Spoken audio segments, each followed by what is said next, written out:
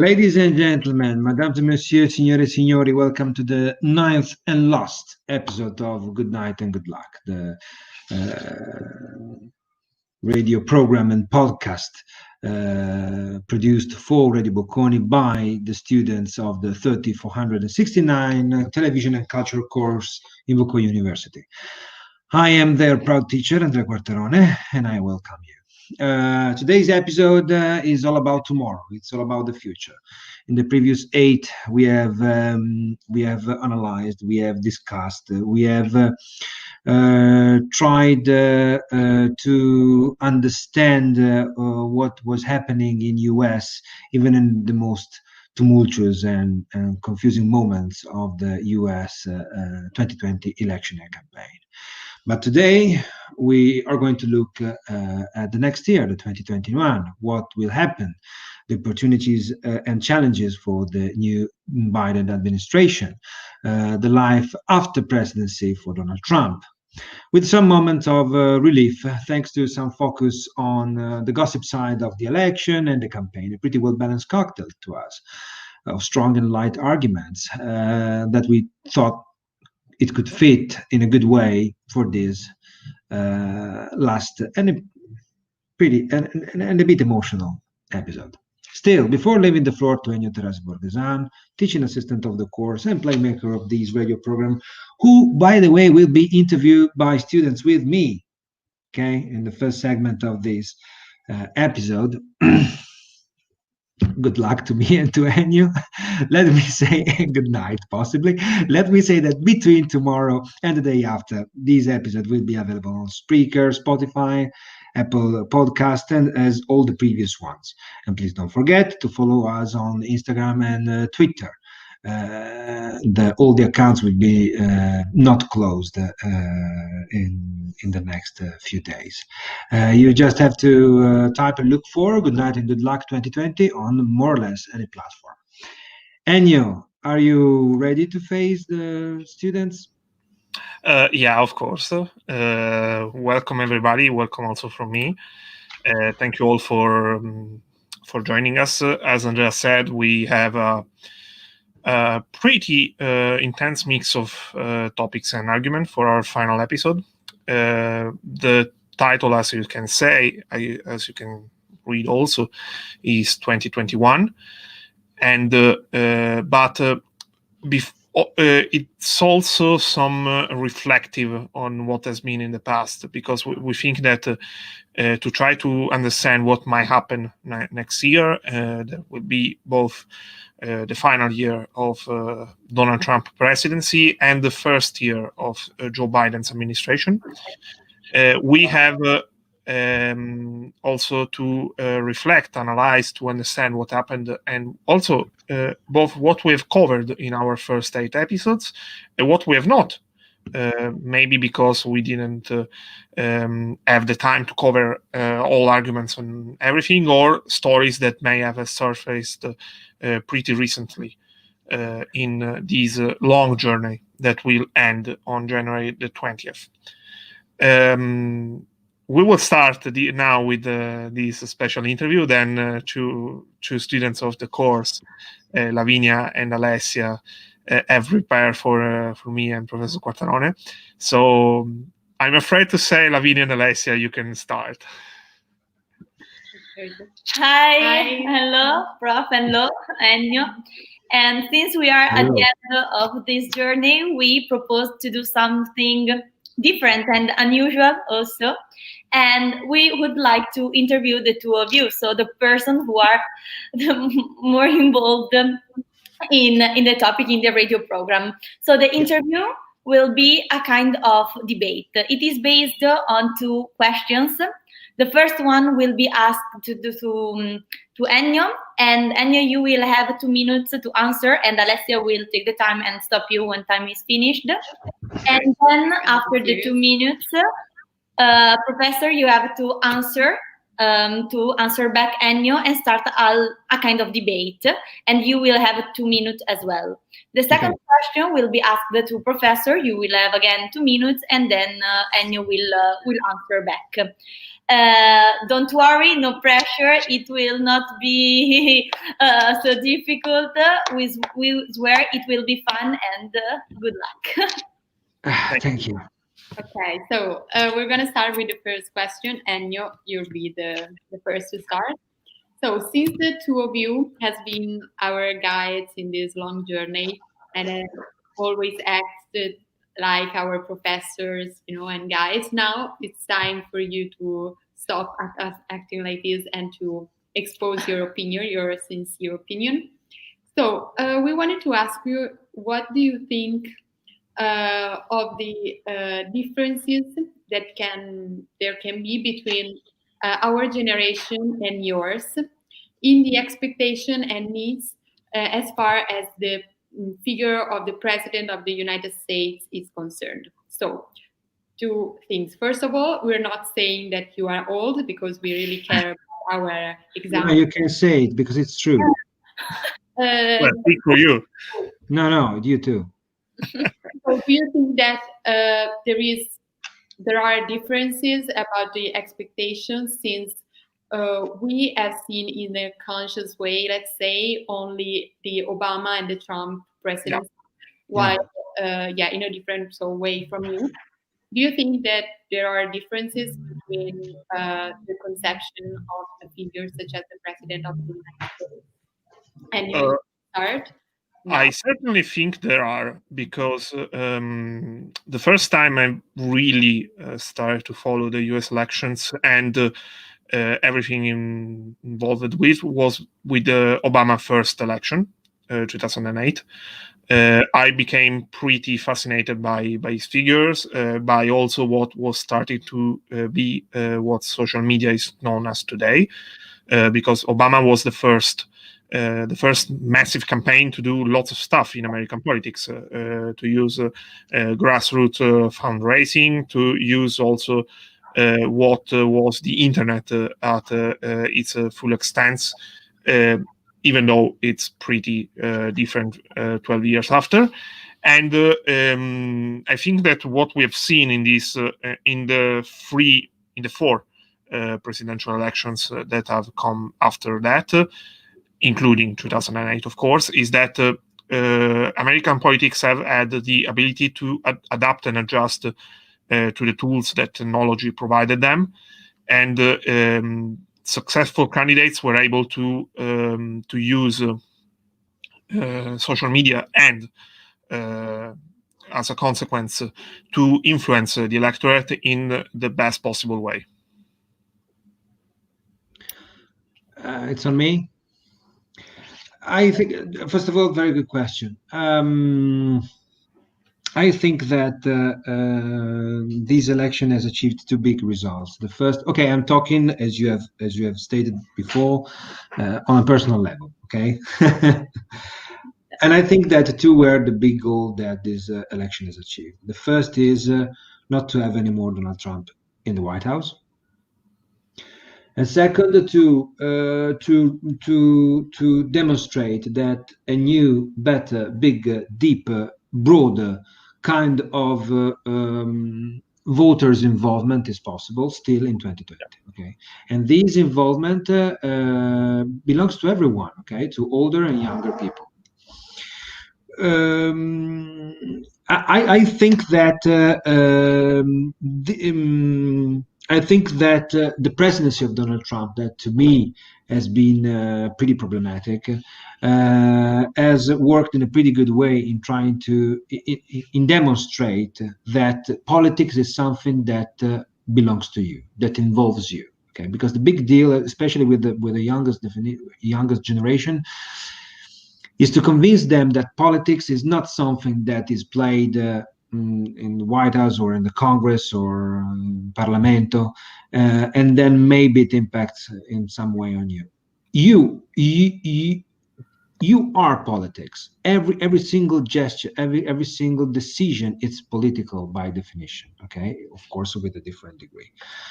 So if we look at this great involvement, I think that we can assume that a new consciousness of politics in US as born, and that's a very good thing. Said that, I think that Biden is not as cool as Obama. So as Ennio has told, Obama was particularly good in attracting in involving young audience. But two things. The first is it's not surprising to me too much the fact that Biden has won also because of the young votes. Because first of all, Obama was a great intellectual, okay, but very high in his storytelling, and the higher you go, the better you have to explain yourself, and sometimes it doesn't work properly. The fact that after two office of Barack Obama, we had Donald Trump, it means that Barack Obama operation has largely failed. Okay. Then Biden won, so we can rediscuss everything. But this was the sensation in the last 4 years. Secondly, Time's out.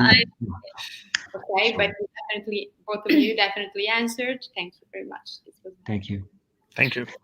Let's go now to the second question, and let us assume that we are at the end of September, and therefore the election day will be held in the future. So let us suppose that the two of you are the two candidates, and once the outcome of the election will be out, if you were the eventual loser, would you consider the result reliable? I mean, this will be a very special year because due to the COVID situation and so on and so forth, there will be a lot of mail-in ballots. So we would like you to discuss how will you take the results of the election. And please, Professor, start.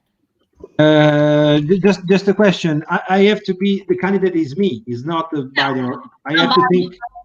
Yeah, you, not okay. Trump. Okay, first of all, yes, I would accept the outcome, especially if I would lose the race, because I'm a pretty lazy man. So I think that after 4 years in the White House as Donald Trump, or before entering the White House as Biden, I would be, okay, mixed feelings, okay? Unhappy because of the loss, but at the same time, pretty happy not to have this kind of weight on my shoulder. But without joking, no, I think that I would accept the outcome of the election, no matter what. We have discussed it in class so much time. On one side, the government; on the other side, the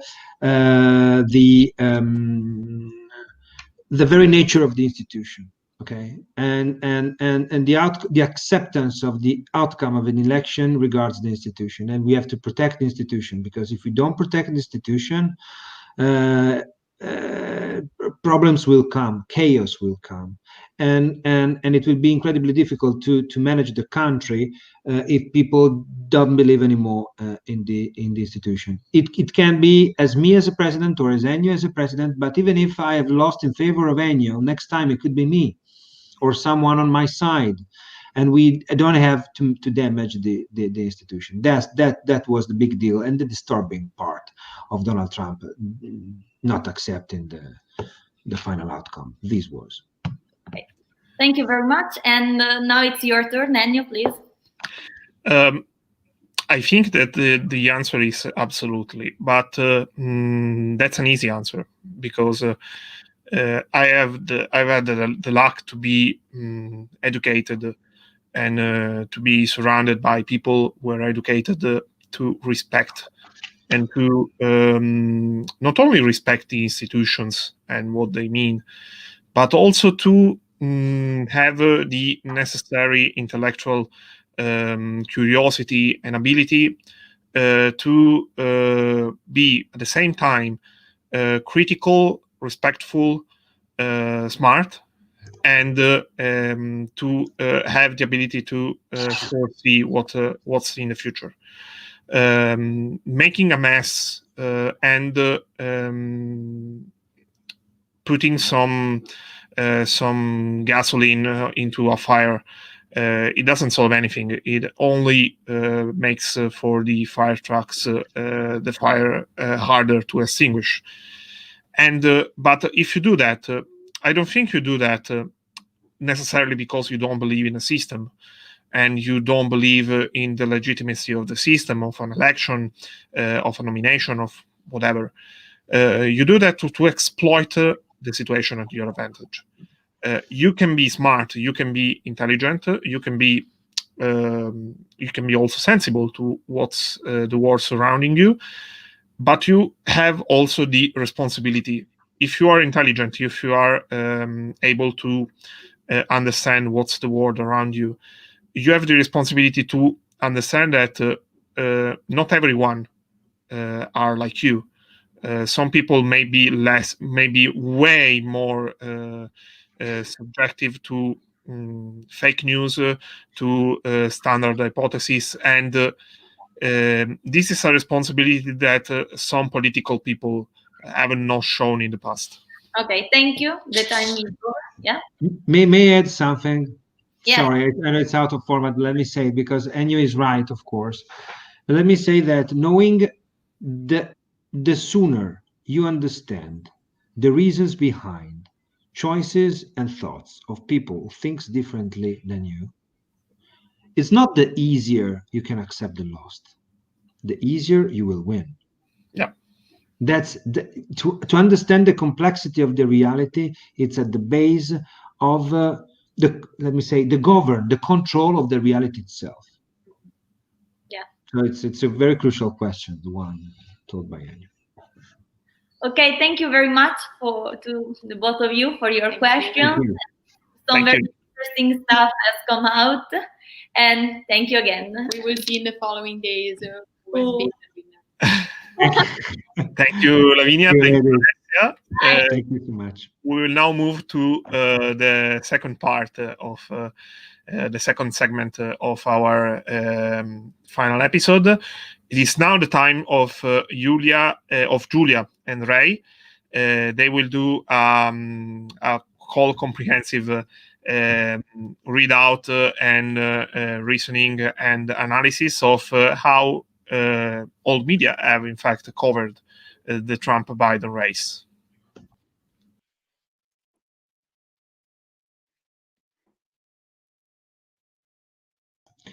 Sorry, Ray, you're mute. Okay.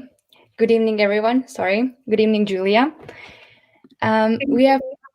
We unfortunately arrived at the final episode of our podcast, and we would like to end this project by traveling through some of the most memorable events of these elections.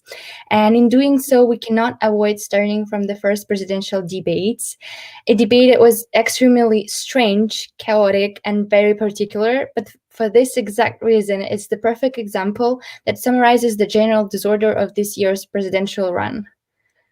So by looking back at this debate, we actually realize how it reflects and emphasizes certain problematics and tension that have been laying beneath the whole presidential run, and that actually became more visible during the debate.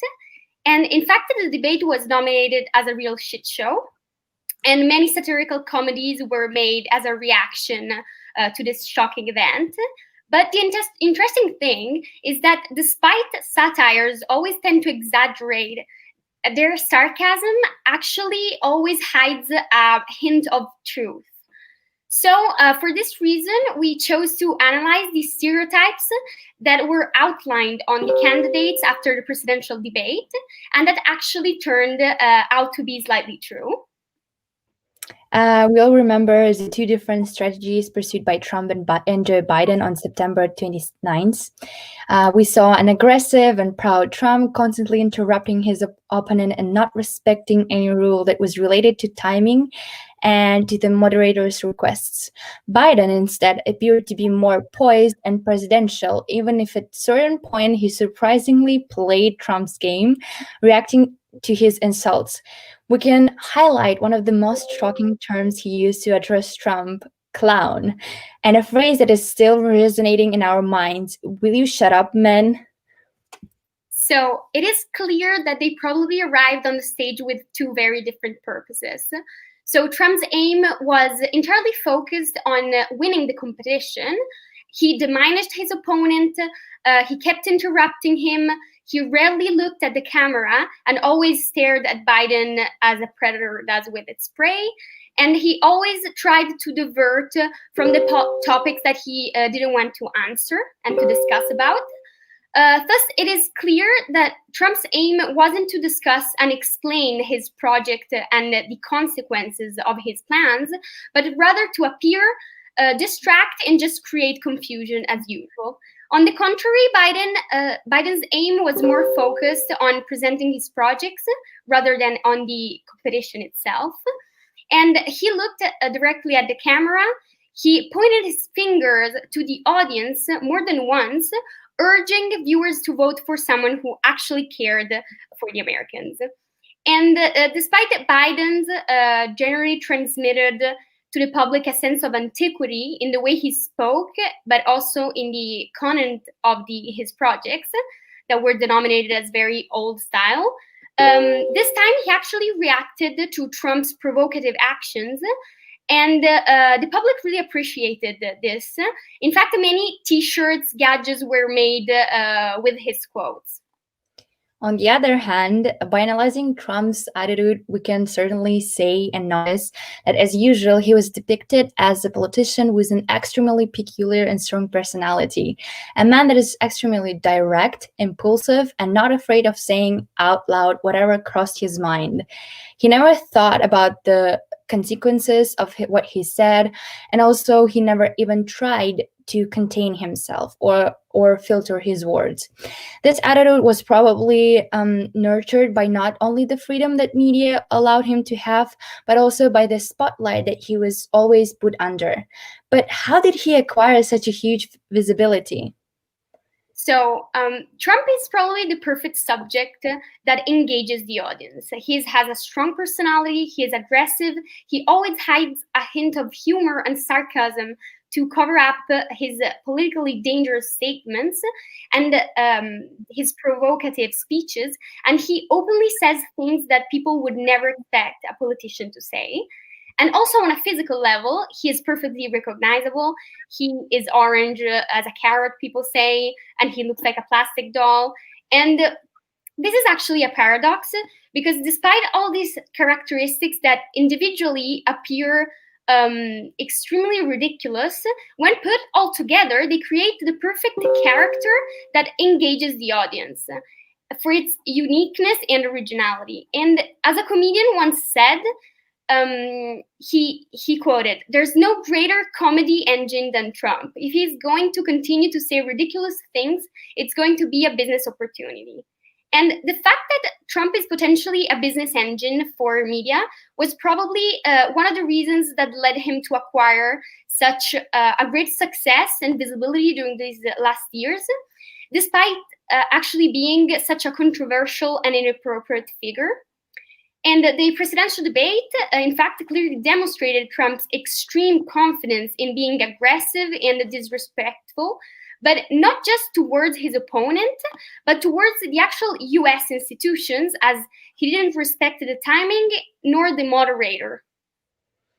The confidence and arrogance he nurtured during all these years reached a point where, in order to pursue what he wanted, to win elections, he actually started to accuse the political system and doubt the US fundamental structures. Trump's attitude was in fact becoming too dangerous for society, as it started diminishing the structure of the society, going against democracy. This attitude reached extreme points when the counting of the votes began. When he realized that he was going to lose, he started accusing the system of being corrupted without having any kind of practical evidence.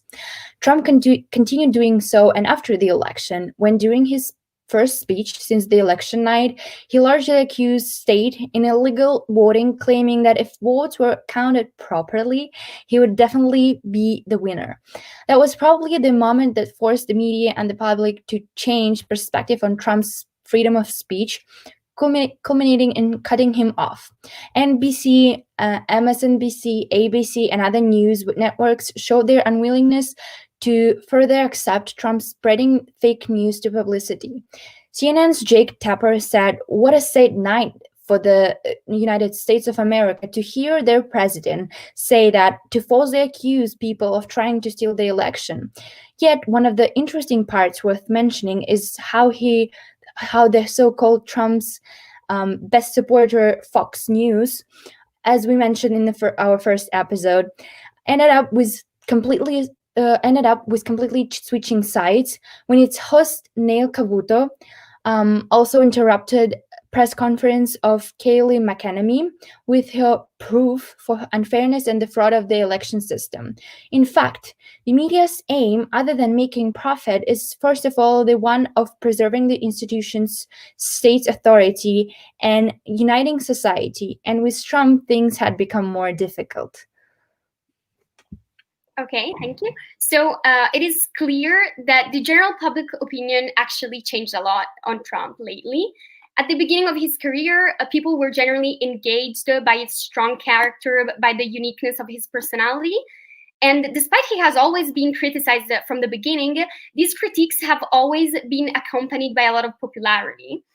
And now, instead, after all these years, the negative effects of his actions and his two extreme stances actually overtook his engaging personality and led people to embrace a completely different perspective on him. And actually, we interviewed the Republican voter against Trump, and who explained how he actually voted against his own political lean because he preferred to vote for a good human being rather than a good businessman. And truth is that despite the distinctiveness and originality tend to appeal the public at first, after a long period of time, people seek for certainties. They need a political figure that can keep the state united, especially in such a difficult situation like the one that we're living. And Trump's vagueness on his concrete actions and his careless attitude towards such a huge problem like the coronavirus, and his continuous jokes, like when he said that we could inject bleach in our own body to fight against COVID, and also his extreme stances on serious problems when, for example, during the first presidential debate, he refused to condemn white supremacy.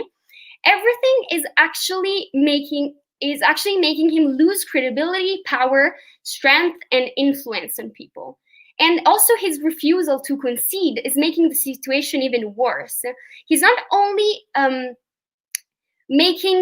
keeping the US in a very vulnerable phase, but he is actually confirming his incapability of handling such a tough situation in a professional and respectful manner.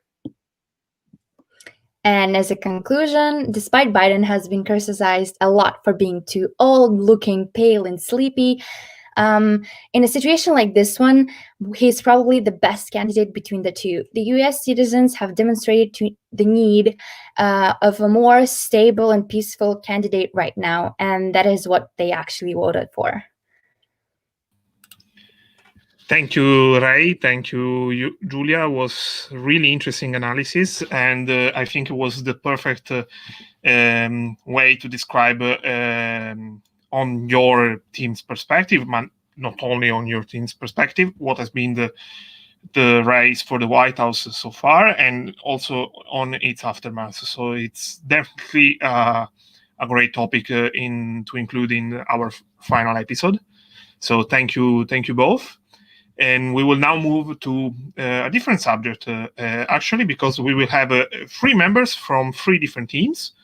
Alex from Team US Affairs, Maria Vittoria from Team New Media, and Simona from Team Foreign Affairs, discussing what it will be the role of the US across the big tech industries, and also if the US leadership with big tech is going to be challenged by foreign adversaries like, for example, China. Okay. Hi, guys. today, as you said, Maria Vittoria, Simona, and I are going to talk about big tech issue, if we can call it in this way. We thought it was a good idea to involve different teams, because on this topic we can say a lot of things, absolutely different one for each other.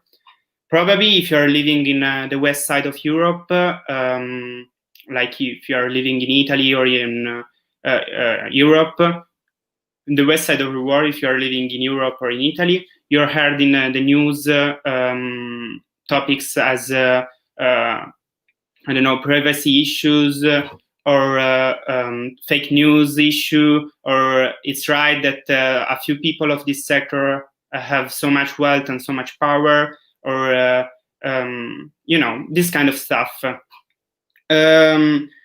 Surely you've heard about Cambridge Analytica, a huge scandal of 2016. So independently of what you are thinking about these companies, Amazon, Google, Facebook, if you are pro or against them, there is a problem.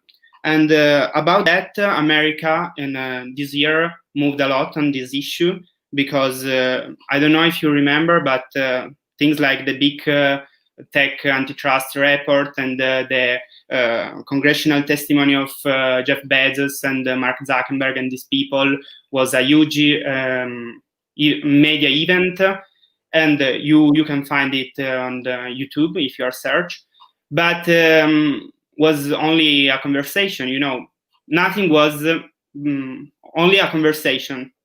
Nothing comes out of this, and we now know that Biden will be the next president of the United States, and in my opinion, because these are only opinions, because we don't have nothing about the will that Biden wants to make on this thing. In my opinion, Biden is a human, and his team too. Biden will not make nothing, because people of this sector knows that this is a problem. It's easy and populist to see these people as Jeff Bezos as evil man, but they know the problem. But it's a huge problem, and they don't know how to manage that. And if you don't have a huge and efficient strategy for this problem, I don't think, at least in 2021, because we are, especially in this time during COVID, I don't think Biden will do nothing concrete. Do you agree, knowing Maria Vittoria is... Well, Alex, I honestly 100% with you, because I know Biden is old, but by the way, he can't avoid saying that this is an emergency.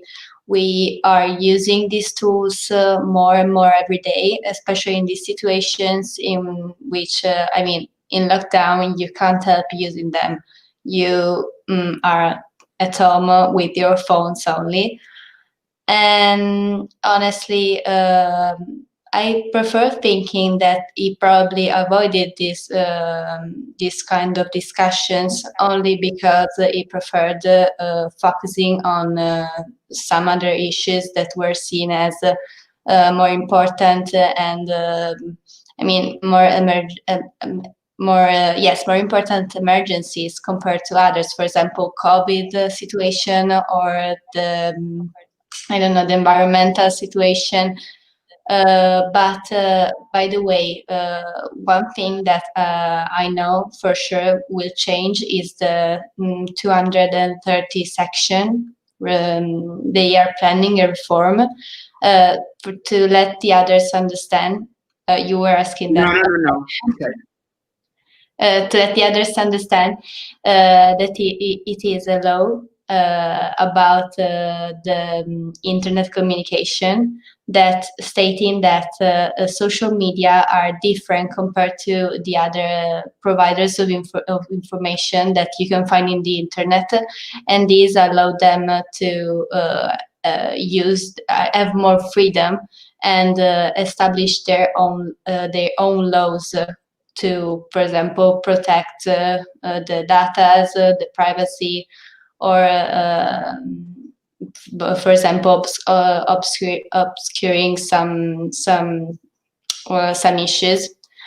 And on one hand, Democrats think that this situation have to change because, for example, they're contributing to the spread of misinformation, while but also the Republicans, in the other, want this situation to change, but for opposite reasons. Because, for example, Trump consider Mark Zuckerberg and all the other big tech majors are censoring Republicans too much. But by the way, they agree on this point. So for sure something will change because they don't have to discuss. So I think that something will change, by the way. Yes, I agree with you, but only to add a point on the discussion. In Europe in 2018, there was an article, 13 article of the European law that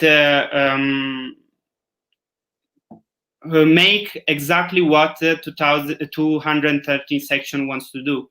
So, and what happened? Nothing. YouTube and other, big companies and big providers make only publicity against the government. So it not was a really good thing. And another thing, yes, I know Democrats and Republicans are agree in this way, but I think it's only because it's a light problem because they don't know what to do. And yes, it's easy to say, yes, we are against them, but not only that. You agree with me? In order to reply to you, you talked about Europe and private and laws regarding the reforms regarding the privacy and YouTube, etc. But for example, Biden said these exact words, claiming that America should be set these standards, not unlike the Europeans are doing relative to privacy. So he have already said that he wants to find another way. Of course, this statement is too general and it doesn't let us understand which path they will take. But by the way, we also have to consider that the new media world, the internet in general, is a really fluid situation. The dynamics change continuously. So one day is in a certain way, another day is in another way, and it's hard. And yes, you're right, maybe they will put laws and nothing will change, but I think that the effort is present. So we have to see. For example, another statement that he made was on trying to enlarge the broadcast of the 5G, also to minimize the imbalances about, yes, the internet, of course, regarding the situation we are living in. So Simona, maybe you could tell us something more about this topic. Yes, of course. In fact, I can give you an international approach, because this fact involving the 5G involves other nations as well. As we know, China's growing 5G telecommunications and digital technologies, which have been often achieved through unfair competition, are becoming a real threat to democracies and are presenting risks of espionage and the spread of disinformation. And I believe that on all these risks, the US policy seems to fall short, and that Washington has a vision and unitary approach for governing this digital risk. In fact, what it needs is a strong national set of digital policies, and which should be high on the list and on the agenda of the new president-elect Joe Biden's administration. in order for the United States to manage their growing risk to society, to national security, that are emerging from these new and ever-evolving sector. And this should be one of the top priorities, because as we know, what has started as a trade dispute between the US and China has now evolved into a real tech war. And Chinese technology is seen ever more as a security threat, and it requires dialogue, in my opinion. A better approach maybe would be, for example, China and the US, you say? Dialogue in this sense? Yes, dialogue between the US and China and all the other international nations and powers, because it is a global problem in my opinion. And yes, I also agree with the point that Maria Vittoria made, that it is one of the few points in which the previous Republican administration and the current Democrat administration agree. And in fact, Biden has pledged to take even more aggressive trade enforcement actions against China. So, okay. What a low kick. So no one is agree with you. Good thing. No. But only because it's important to find out that this is a complicated situation for a state, for a single state. It's more difficult if we share this problem with other states. As Maria Vittoria said, Biden don't want to make as Europe, so it's a difficult issue. Only because it's strange to think that US can dialogue with China on this point, because China is efficient to manage this problem. You know, the internet thing is about is of the state. So what a problem! It's a problem for us. Yeah, no, I know you have a point. I totally agree with you. The fact is that it is already an international problem. So all states have to get involved, because, for example, we know that China has already started targeting the president-elect and his team, because they have tried to influence them, and by sending attacks virtually, and this has been confirmed and announced by the US chief of the national intelligence. So it is confirmed, and I believe at this point you can't only consider it as a national problem, as a US problem. It is a worldwide problem. I know. So that's it. Yeah, we'll have to see, I guess. Huh? I guess we'll have to wait. Yes, that's all opinions, because we don't know what Biden wants to do, not okay. So there's not a definite policy. If he's capable to do anything, Biden, but everyone in general, I think. Yes. Let's hope for the best. Yes, thank you. Thank you. Thank you, Alex. Thank you, Maria Vittoria. Thank you, Simona. It was a really interesting analysis, also on a theme that we haven't covered much across our 8 episodes. So I was pretty glad to have it for our final episode. So well done. We will now move to another discussion about also media across the US elections, especially when it comes down to what media could learn and also could evolve in covering politics after this Trump-Biden race. We have a contribution that was recorded earlier today by Giulia, Anita, and Joanna from Team Old Media, and we can start recording it. We can start playing it now. Let's talk about how media will handle Joe Biden's presidency, because this post-Trump period seems to be a difficult challenge for media. And so how will they manage to cover it? Yes, indeed, Anita. As you said, it will be a challenge. It will be a major change because the media will be left without their main character that they covered these past 4 years.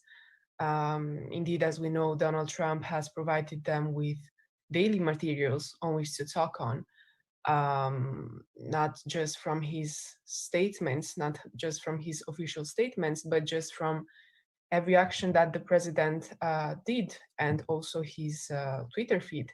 So with this last president, the media had each day materials on which to talk about, and more than that, on which to attract big audiences, because the topics were always surrounded by some sort of scandal or counterattack. It depends on the part that the media was taking. Some media channels, as we know, for example, Fox News, maybe defended the president's side and also contributed more to the spreading of his conspiracy theories. Others were just counter attacking him and checking on whatever he said. But overall, he has definitely been a major provider of news to political media. And so now the media will be left without this main protagonist. And it will be probably a difficult time in the beginning. Some say that the media could turn a bit boring without Donald Trump. Some say that in order to keep the audiences that they gained through this shift of character of the media, of news reporting that became more of an entertainment, unfortunately, in the last period, rather than just an informative and educative tool. Some say that a new enemy is to be found. We definitely have many possibilities. It's still everything uncertain, but it will be an interesting period for the media. It will be a period of change, and we are here to experience it. Yeah, sure. There are a lot of possible scenarios of the way media will cover it, and most of it seems to be at disadvantage of the media. But will they find a way to turn these things to their advantage, and in order not to have too many negative repercussions? The first scenario, Anita, is that actually Donald Trump will not give up in this effort to spread all this misinformation, because, of course, he might want to sustain his powerful personality. And this is quite possible to happen because such a strong personality usually would not give up so easily from the first hand. If this happens, of course, the media will be able to sustain their levels because, as Ila said, it's entertaining personality, and all this period it has attracted many new viewers, also public that is not even interested in the news, but just tries to entertain themselves by media channels that report things about Trump just to attract more viewers. And if this happens, maybe the levels of the ratings will increase because probably also Biden supporters will try to enter this world and support their president. And this is possible because as the world becomes more digitalized, then people will communicate more through the media. Another scenario is that Trump will disappear because, of course, after losing the election, he doesn't have anymore the power and the self-esteem to be presented so continuously in the media. And this is something that, as you said, is going to harm the media because they will lose their interest. They will lose a very important source of revenues in this period. But on the other hand, this is something reassuring because maybe they will lose also a personality that spreads misinformation. And this is a hope that maybe we will go back to a period without misinformation, conspiracy theories, fake news, and all these problems that are arising every day more and more. And there's a quote that says that maybe Biden will bring back the media in the good old days. Yes, yeah, sure. And speaking of that, is it likely that the media, in order to give people what they were used to, will start to digging and carefully searching for every small scoops or scandals in Biden's life, even if they are not too verified, and perhaps starting to pay a lot of attention to trends on social media? Well, that is definitely a possibility that we have to take into consideration. But I think that first of all, we have to distinguish about two types of media or orientations, or let's say ideologies in media. Of course, there are many, but I think that the more striking distinction is between the media that has always been more pro-Trump and in this last campaign against Biden, like for example Fox News, and the media that has always been pro-Biden and has supported the president-elect in the last campaign.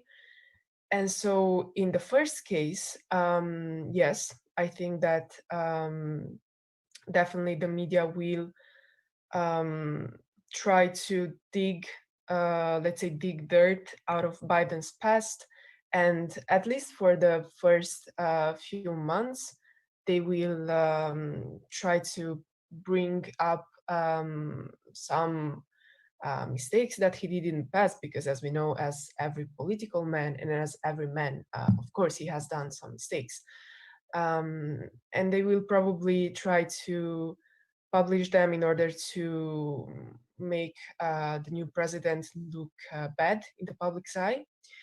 And they will probably also spread some last conspiracy theories, but they will not be able to keep this attitude forever, because in the end, without Trump, let's say, supporting and inspiring this behavior, in the end, I think that they will stop with this.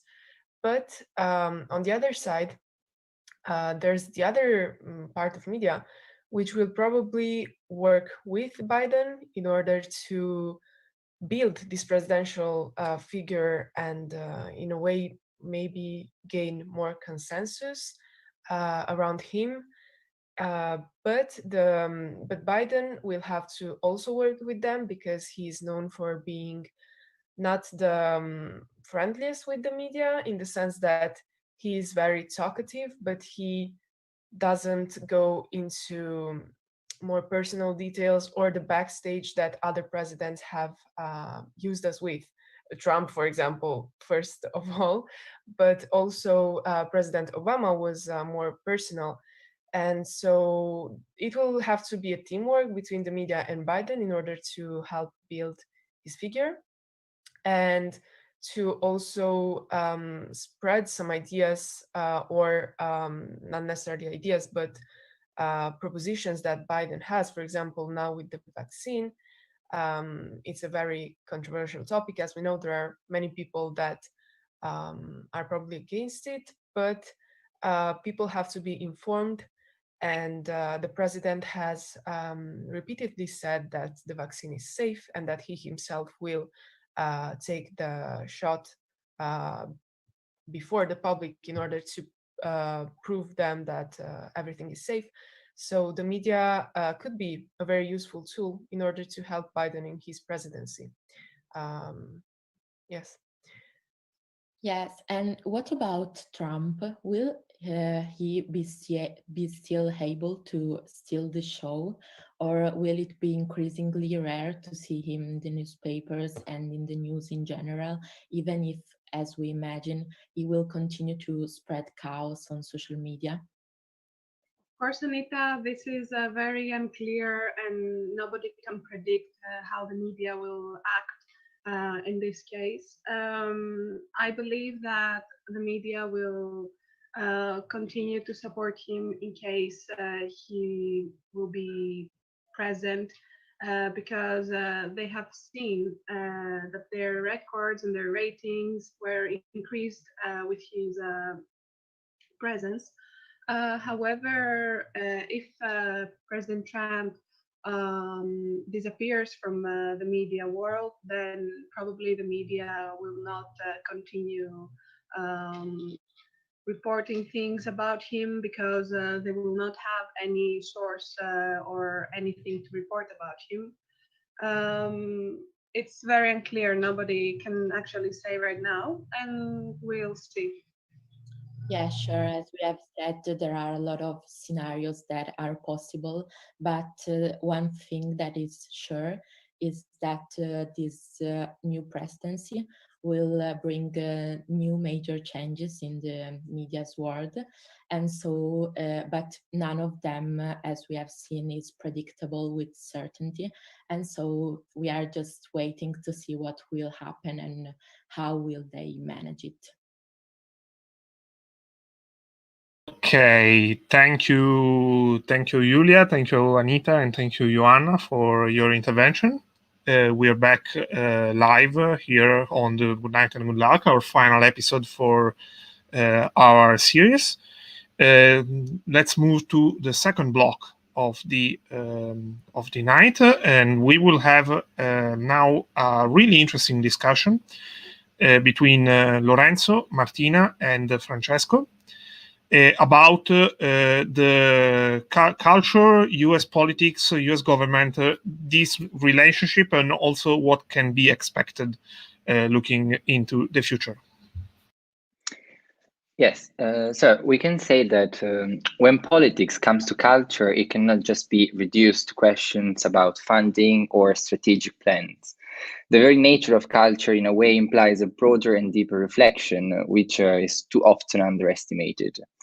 We may say that the presidential views on the arts and on culture reflects, in a sense, the general view for the country.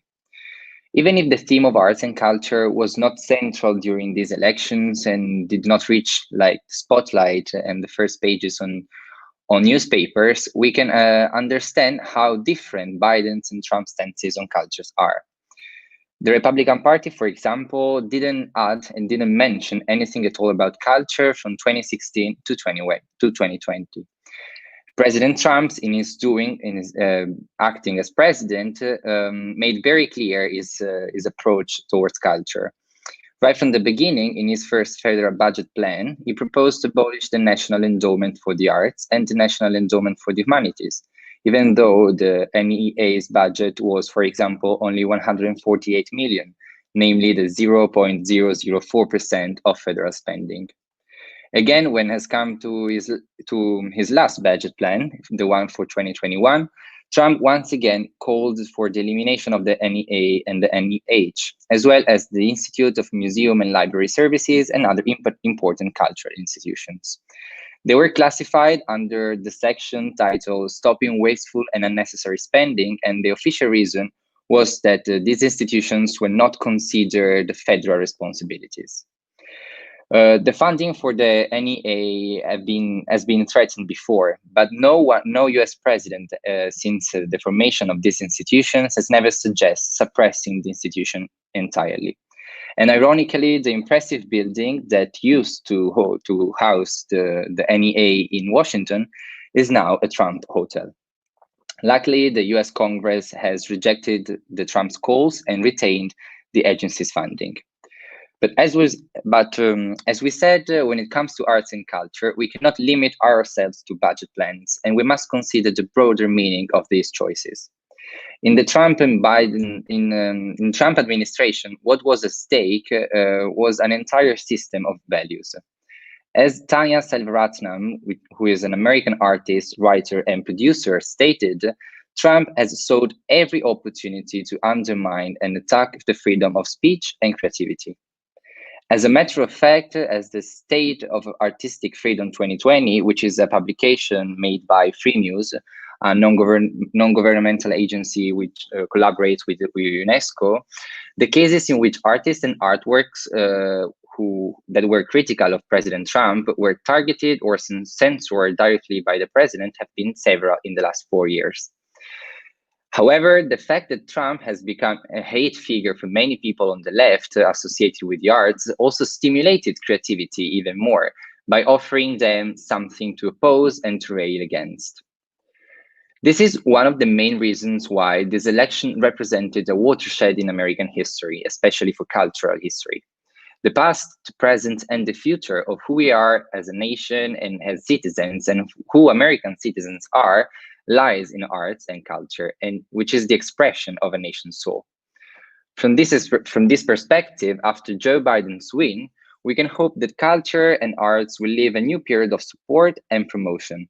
And above everything else, that we'll have a president who is going to defend them, not only in terms of budget and funding, but especially in terms of arts as the soul of a nation.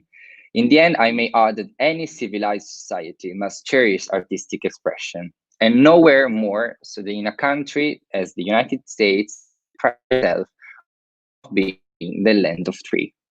Now I'll leave the word to Martina, who will add something more about this topic and some new interesting perspective. Thank you, Lorenzo, for having shown us Trump's perspective. Well, now let's move on to Joe Biden. And what we know is that Robert Lynch, President and Chief Executive of Americans for the Arts, which is a national arts advocacy organization, has tracked Biden's support for the arts for decades. And he said that Biden's attitude towards art is less from a consumer point of view and more about its inspirational and transformational value. It's not like, look, I love this piece or this song, but it's more about art's bigger role in society. And however, Biden's perspectives on the arts and what sort of impact his presidency might have on cultural organizations has received little attention, particularly in a rancorous campaign dominated by the pandemic. But in September, he won the endorsement of the Actors Equity Association, which is the union for actors and state managers. And Kate Shindle, who is the president of this association, said that the senator from Delaware understands that the arts are critical drivers of healthy and strong local economics in cities and towns all over the country. But Biden's strong support to arts and culture started in the first years of the century. In fact, in 2001, he was one of the original co-sponsors of legislation establishing the Smithsonian's National Museum of African American History and Culture. He attended the opening as vice president in 2016, and this confirms his attention towards all the ethnic groups. Moreover, as vice president, Biden is credited with helping negotiate the 2009 stimulus bill in the wake of the financial crisis that included $50 billion for the arts. That many institutions viewed as critical. In fact, in this case, he had faced a strong resistance from members of the Congress, especially of the Senate, but he was able to realize this project, negotiating with the White House and Nancy Pelosi, who was the leader of the Democrats at the Congress. And last but not least, a curiosity about arts and Biden's life.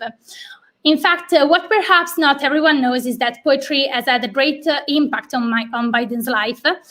In fact, as a boy, he stuttered badly and he was bullied at school. And to cope with this, he memorized the long passages of works by writers like Emerson and Yeats, reciting them alone to his bedroom mirror so he would learn to relax his face and gain confidence. And his favorite Emerson quote is, "Meek young men grow up in libraries."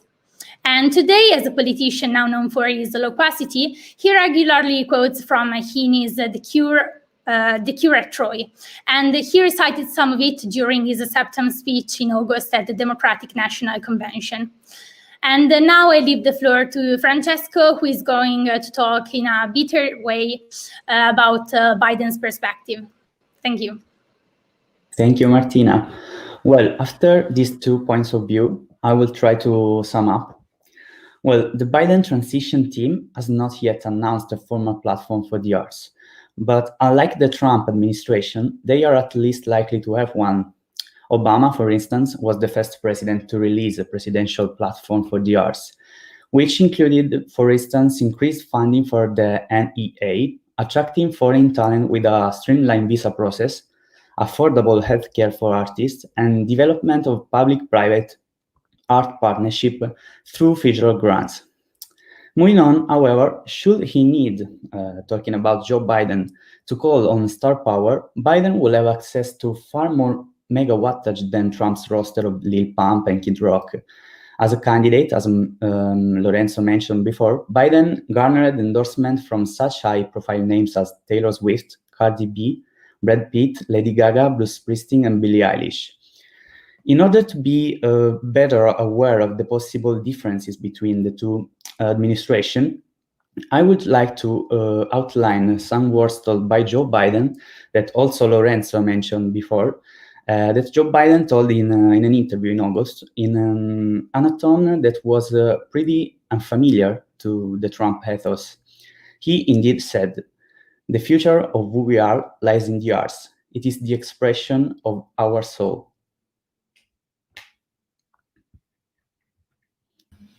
Thank you, Francesco. Thank you, Martina. Thank you, Lorenzo. It was a topic that I know was dear to some of you because we have tried to fit in our program since several episodes ago. So I'm very glad that we had the chance to do that on our final episode. So well done and really good job. Thank you.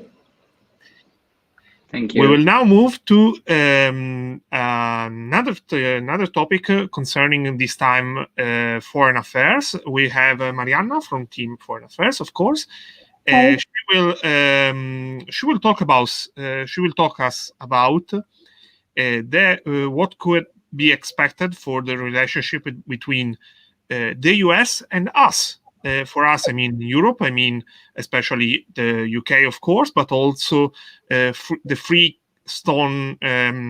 keystone partners of the EU that are also in the G7. I mean Germany, France, and Italy. Thank you, Ennio.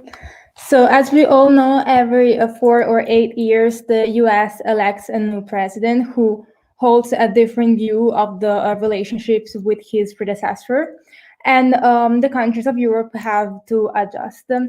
So if Europeans have learned anything since 2017, it is that no matter how bad things get with Trump, they can always get worse.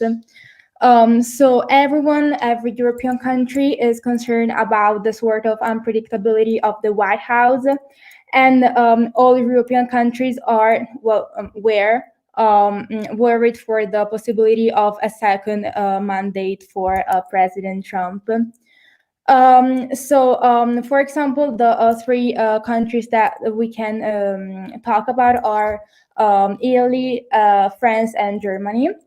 In response to, for example, Trump's decision to pull the United States out of the Paris Agreement, the governments of these three countries clearly took a clear stance. For example, as Presidents Macron, Merkel, and Gentiloni remarked, they said that the Paris Agreement is vital for their economies. And as a response of what Trump claimed, they said that they cannot get out of this agreement that is very important for the economies. And we now ask ourselves what will happen with the new born president, Joe Biden. Europe is clearly faithful that the relations are going to improve with the US thanks to Biden. And Italy, Germany, and France are confident that the U.S. will re-enter into this Paris Climate Agreement. That is very important. That is very important, and it is a global pact that was made years ago in order to avoid that the impacts on the climate change would get worse. So if the election of Joe Biden is very important and will likely have good consequences for these three countries, the same cannot be said for the UK in a sense. In fact, after Johnson's big win in the UK general election last December, Trump tweeted that Britain and the United States will now be free to strike a massive new trade deal after the Brexit. So this deal has the potential to be a far bigger and more lucrative than any deal that could be made with the EU. And typically, no matter who is in the White House, London benefits from its special relationship with Washington. But UK Prime Minister Boris Johnson is wondering if this will be the case now that Biden is the president of the US. So we can recall that the question of the Irish border has dominated the debate over Brexit for years, making it one of the primary points of contention in the UK-EU negotiations. The last words of President Biden have clearly said that we cannot allow the Good Friday Agreement that brought peace to Northern Ireland to become a casualty for Brexit. And this was tweeted by President Biden in September.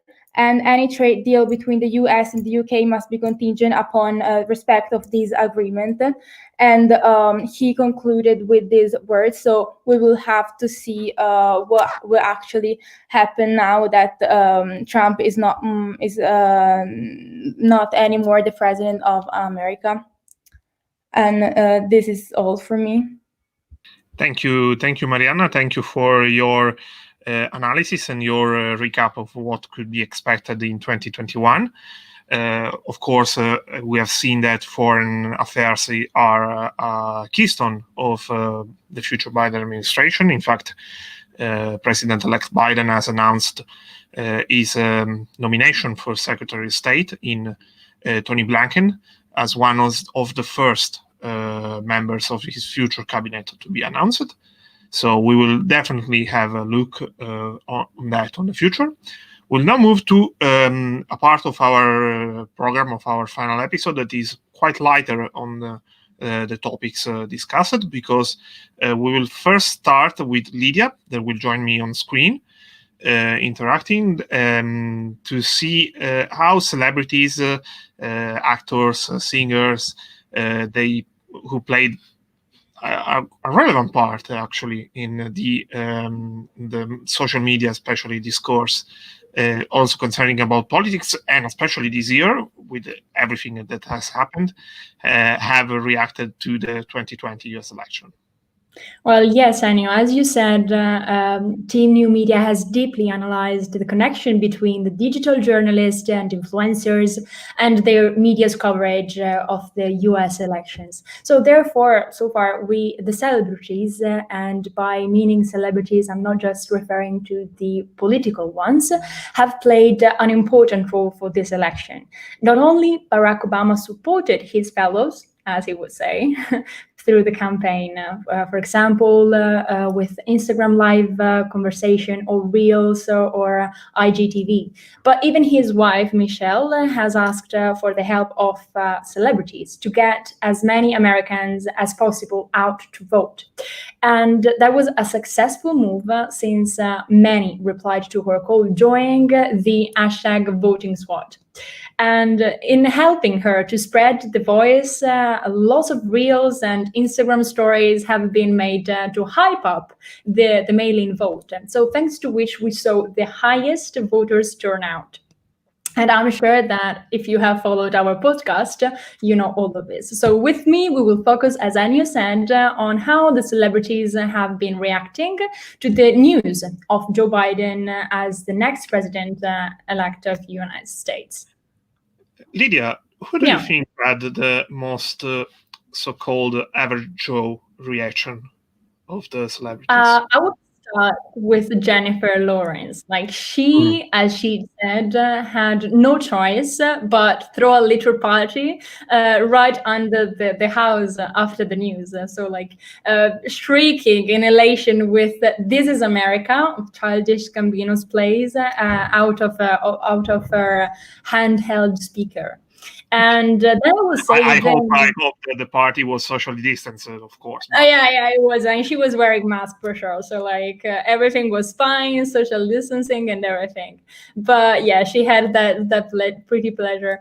And John Legend and Chrissy Teigen came to the street to celebrate too, and attendees at the impromptu party filmed the couple sitting on top of a car, being driving through the crowd in a parade style, so I would say, so less distance socializing, but still overjoyed at the result. So they were very, very glad that Biden won. And then the one, Lady Gaga, the only, the singer was another campaigner for Biden, and following the results, took to Twitter to convey her relief and joy. So quoting her, she said, "Joe Biden and Kamala Harris and the American people, you just gave the world one of the greatest acts of kindness and bravery humanity have ever seen." And she also actually shared a video message on Instagram where she tearfully spoke to the camera about the result. So that was very, very majestic. But we've seen about this reaction. Who was actually the personality, the celebrity that stick the most in your mind? I would say Lizzo, because she told to her followers ahead of the election, "Because of you, I'm still hopeful." And after the result, she was so excited to see a Black woman in the White House, saying, "This is literally the beginning of a process." And then there is even Ariana Grande, who consistently shown her support for Biden and making her stand clear in tweeting out to her followers a series of infographic on polling places, opening times, as well as voting rights and black squares, like saying it's a beautiful day to vote for Joe Biden and Kamala Harris. So yeah.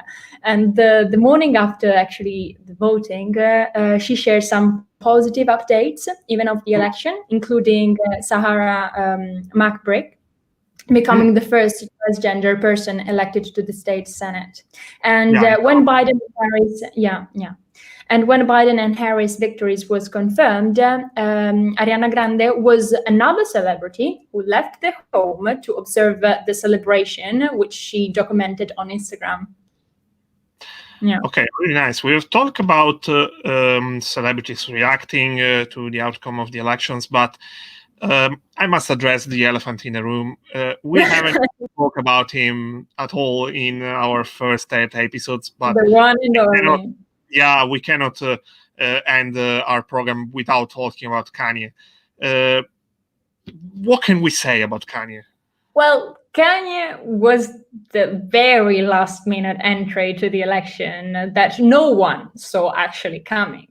But after his first ever vote to himself, it's sure that rapper will definitely at least not be making to the White House as a president. But still, he doesn't lose faith.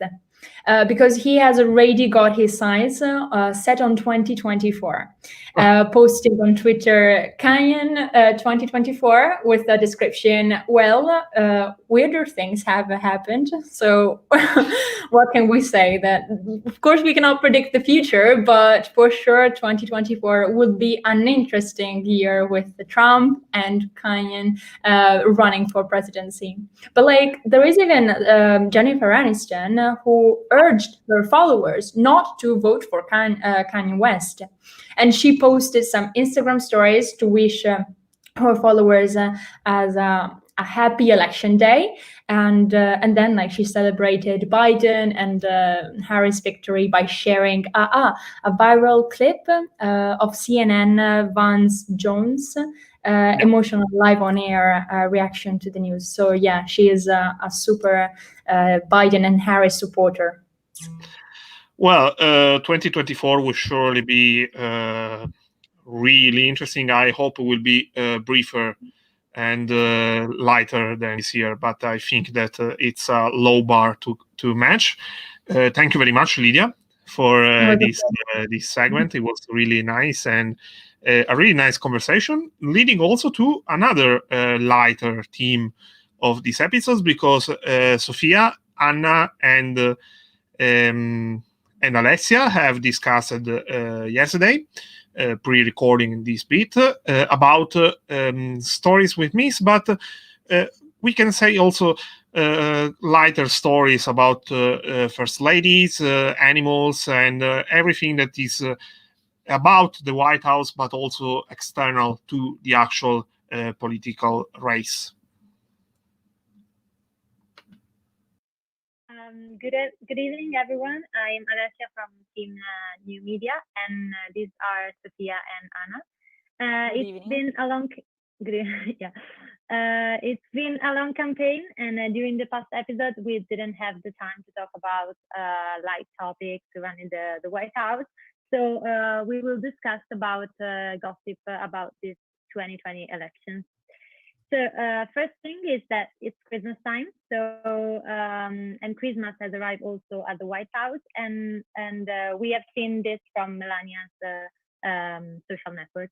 Yes, in fact, the First Lady posted a lot of videos and pictures about the decorations that were built up by a small group of volunteers, and we can count 62 Christmas trees and over 3,200 lights in the 122 rooms of the White House. So it's a very big thing. And yeah, there's also no shortage of patriotic symbols and stars and stripes flags, since the theme this year is America the Beautiful. And last year, Melania was pretty criticized for her choices about the red Christmas trees. And this year also some people are arguing that the choice of putting some black urns along the East Colonnade might be a little disrespectful for all the death caused by the pandemic. But yeah, Melania has been criticized many times for the Christmas thing. But Anna, we also know that Melania has been criticized for another reason. Oh yes, we can't forget the tapes, the secret tapes that came out 3 months ago. And in fact, there's an hashtag that is becoming really popular about this, and it is Melania Hates Christmas. Because in fact, in these tapes, Melania was talking with a friend, and she told her that she couldn't bear all the Christmas decorations, and and she complained also about the fact that many people accused her of her husband's decision of separate children during Christmas times. And yeah, she said, "Give me a damn break." That's it. Yeah, it's like she hates Christmas. I don't know. Yes. Yes. There's another controversial news, in fact, about Christmas. Yes, because, sure. Yeah, in fact, Sophia, you can tell Yeah, us. yeah. Thanks. Another controversial thing that happened recently is that we know that the pandemic is continuing. Particularly, there are a lot of cases in the US, but there are controversial news that the First Lady, Melania Trump, and her husband, Donald Trump, are expected to host a spate of holiday parties this year with some safety measure. But we know that the pandemic is worse every day. So like it's a bit controversial because people have to be locked down in their houses and they can't like celebrate Christmas as usual. But they seems that they don't care at all. They're just like launching their parties, you know? Yeah, I agree. Yes, and the example of Melania and Donald is not coherent at all with the Biden recommendations about staying safe and avoid Thanksgiving parties, and the fact that they are going to have a party on the 10th of December, I think. It's typical, like, you know, about Trump, he's a controversial figure, so it's very typical. So let's see what Melania will appear to people this time. But talking about first ladies, it seems that Jill Biden will be a different one and an historic one too. I would like to say that the Jill Biden will be a very activist PLOTUS. She's very the first thing that people see in her is her compassion. She always care about how people are, how people. She always asks how about the daughter, about school, about how people are living this COVID situation. In fact, I've seen on internet an interview about Jill and an interviewer of Vogue, and they talk about different things. But first, Jill asked the interviewer to talk about her daughters. Her daughters return to school, so how is it the remote lessons, the lectures online, and all these kind of things. So she cares about person and not only politics or her husband and so on. And no, no, I just wanted to say that I completely agree with you. In fact, like during these 2020 elections, many Americans, but also like us from the other side of the sea, like we see her as a unifier, you know, like a symbol of unity. And like she always talks about her family, how important is her family. And she said the same way you make a nation a whole, it's the same way you make like a family a whole, like with love and understanding. So she always puts nation and family on the same level. So I think that this is a very important message for like American people. It's a very strong, important message.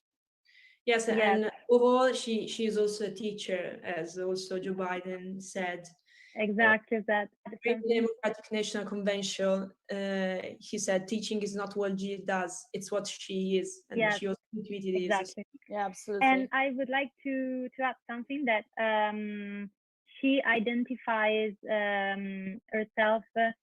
She's trying to balance the being a mom, being a first lady, and being a teacher. So this is good for all the American people, for all the American moms and women of America, and it's very good.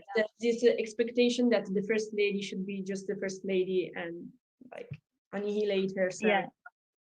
And if you think these 2020 elections really changed people's mind, because we see the first female vice president on one side, and on the other side we see a first lady who works, who cares about work. So I think it's really important. Like it's really it's changed. The opposite.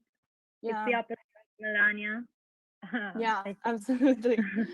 Yeah.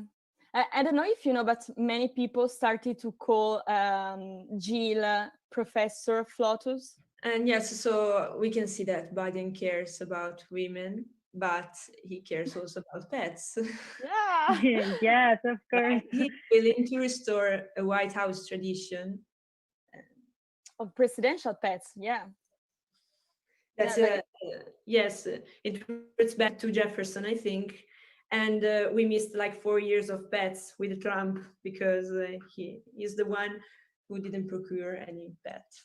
Yeah, I think President Trump was the first president to not have a yes. pet in more than 100 years. Like, it's crazy because it's a really tradition.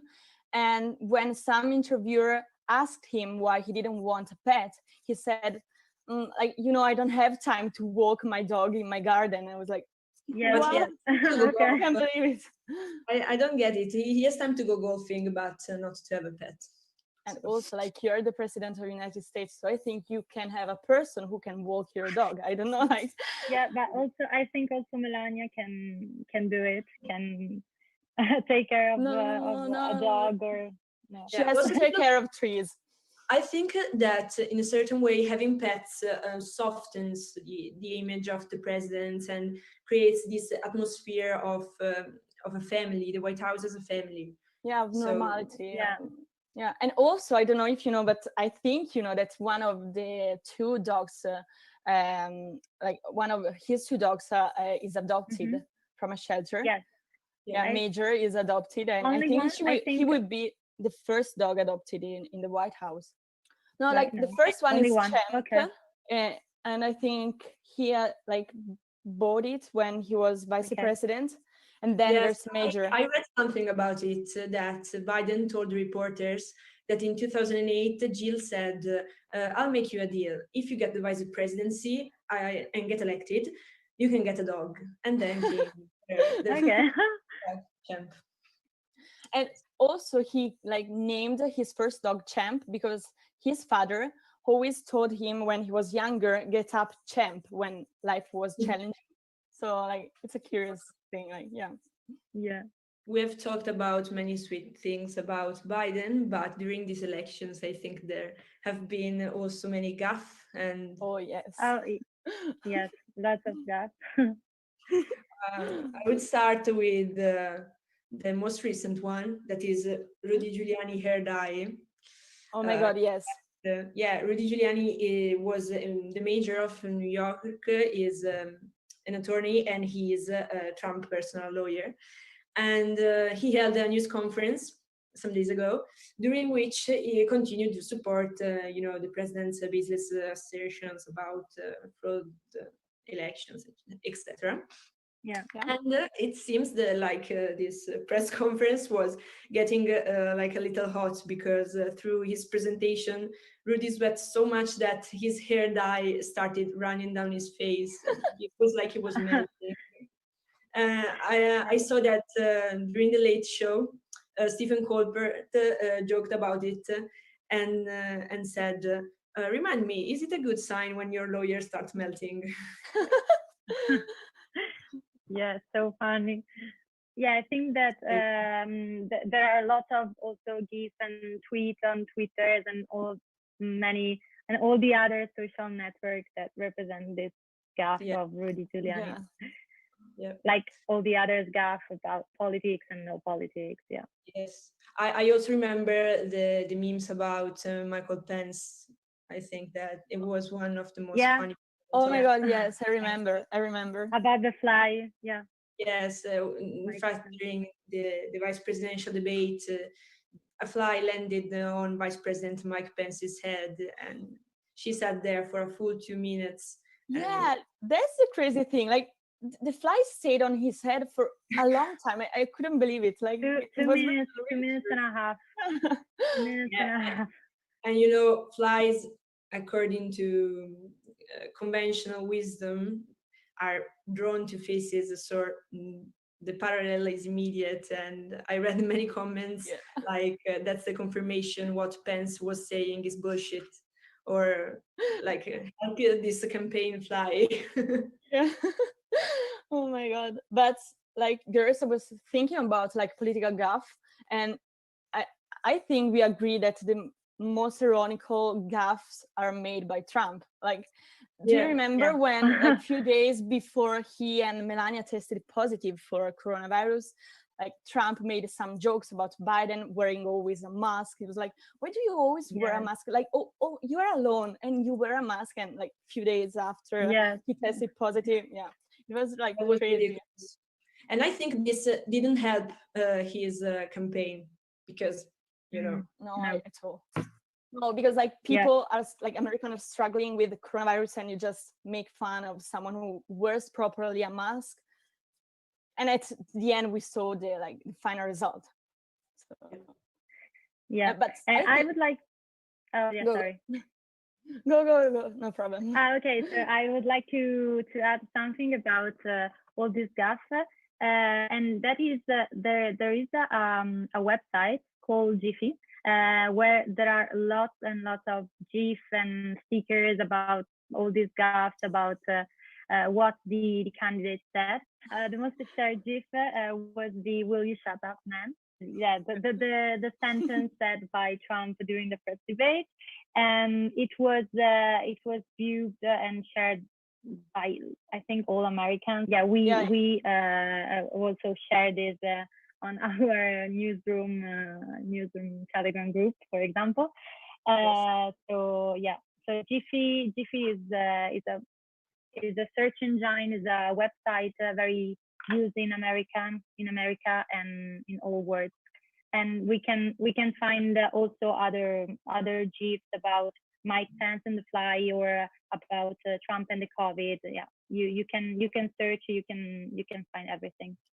So yeah. And if you think it's really powerful because like from a debate, you just remember a few facts. You remember the fly on like Mike Pence's head. You remember just a quote from Biden. And I think these are like, in a controversial way, they're really powerful.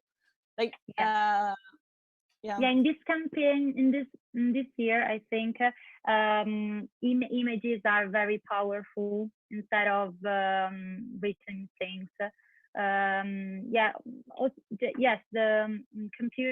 computers but technology powers.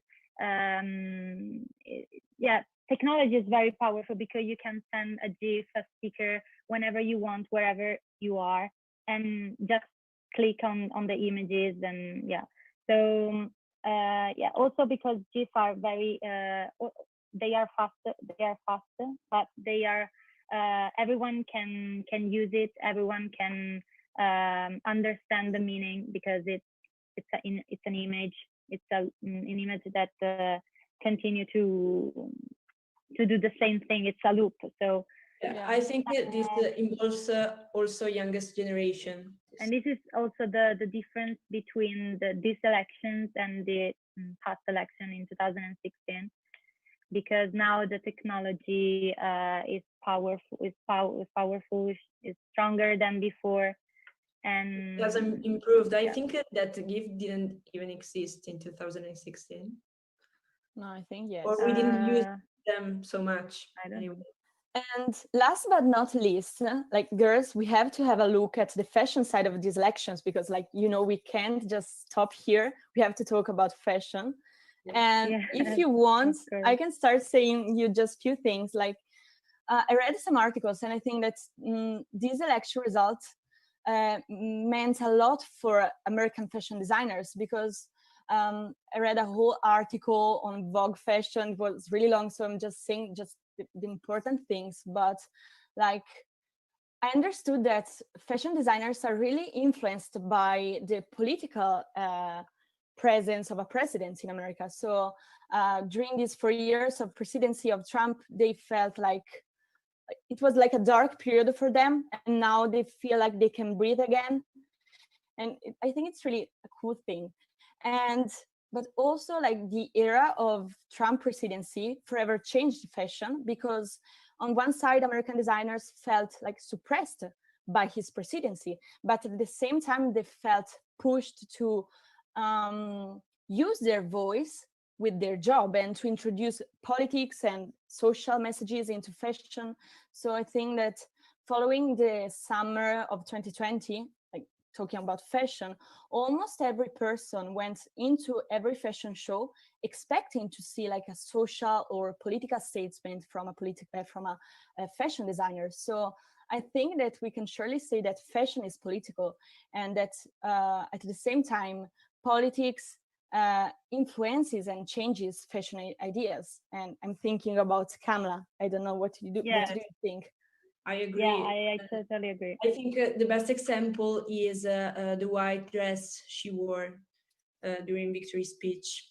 And yeah, it could appear as a mere stylistic choice, but actually it was a strong statement.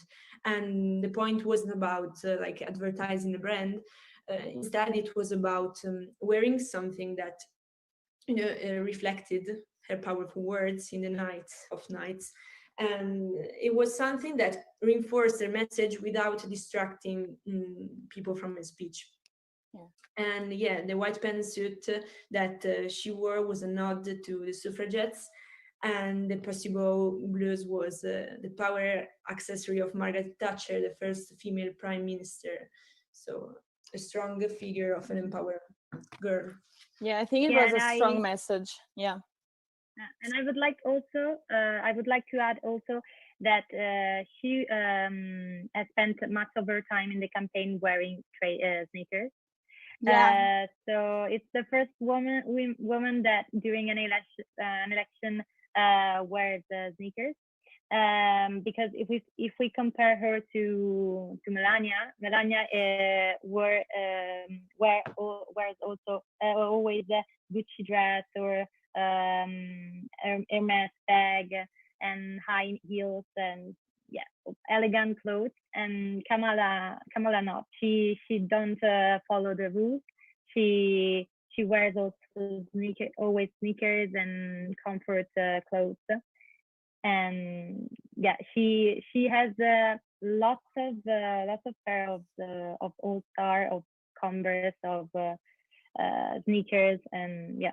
Yeah, she has a collection, I think. Yeah, like she's obsessed. She has a whole collection of Converse, and like it's crazy, and it really changed people's minds again. Like you know, she is the vice president of the United States. She will be the vice president of the United States, and she goes around wearing Converse again. Like she changed the imaginary of people. Yes, that's beautiful. Yes. Well, I think that's it for now. Yeah. And we can't wait to see how many new gaffe and plot twists we will have ahead in 2021. And how many new outfits also, I will add. Yeah, of course. We are waiting for this.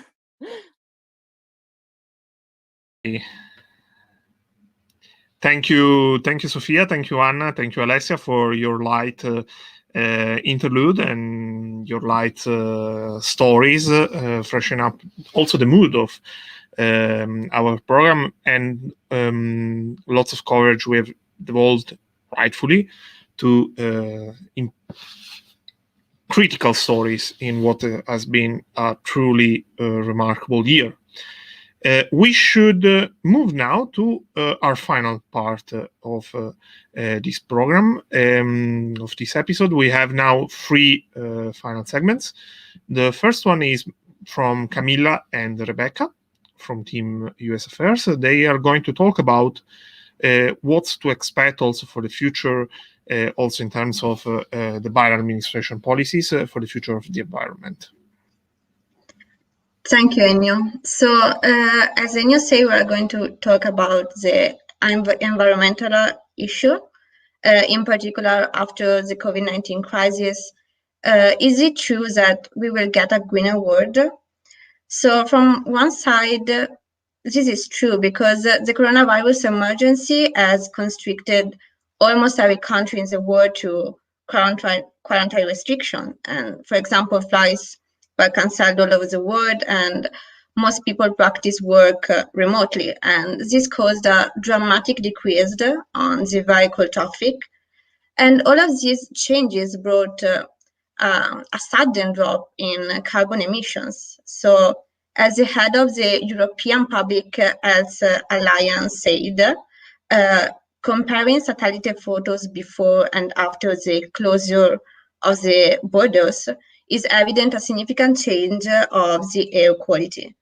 But even though the air pollution has decreased quite noticeably, the same cannot be said for the use of plastic. In fact, in our street, beaches and ocean have been hit by a tidal wave of COVID-19 waste, including plastic-made face masks, gloves, and also hand sanitizer bottles. And according to the World Health Organization, it is estimated that 89 million medical masks are needed globally every month. And also consumption of single-use plastic may have grown by 250 or also 300% in the United States alone. So this COVID waste indicates a new kind of pollution that adds to the already existing plastic problem, further threatening the environment.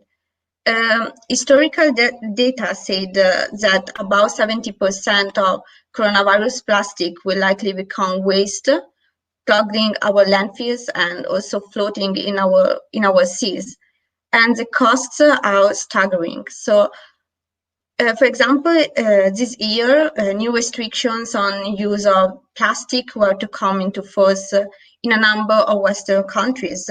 For example, France and the United Kingdom, plan to ban a disposable plastic utensils, and the European Union has a world plan to reduce the use of plastic containers.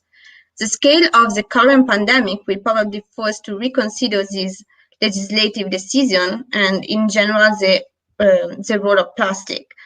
The constant use of masks, gloves, napkins, and paramedics in a pandemic world indicates that most apparent impossibility of giving up disposable items. And also the current situation has made it difficult for us to make a conscious choice due to not having an alternative solution. Plastic is playing a key role in protecting people, and especially also in the frontline workers who are fighting day and night to cure millions of people and patients. But this has led to some tough questions for those of us who are continually advocating for environmental protection and sustainability. So how was this plastic, which now seems so indispensable, will impact our future? Actually, American literature offers an interesting and scaring hint in this perspective. In particular, I am referring to Infinite Jest, the beloved 1,100 pages David Foster Wallace's magnus opus. It is considered one of the most influential books of its time, and by the way, it's one of my favorite books ever. It is set up in a near future in which the Gregorian calendar has been supplanted by a sponsorship arrangement.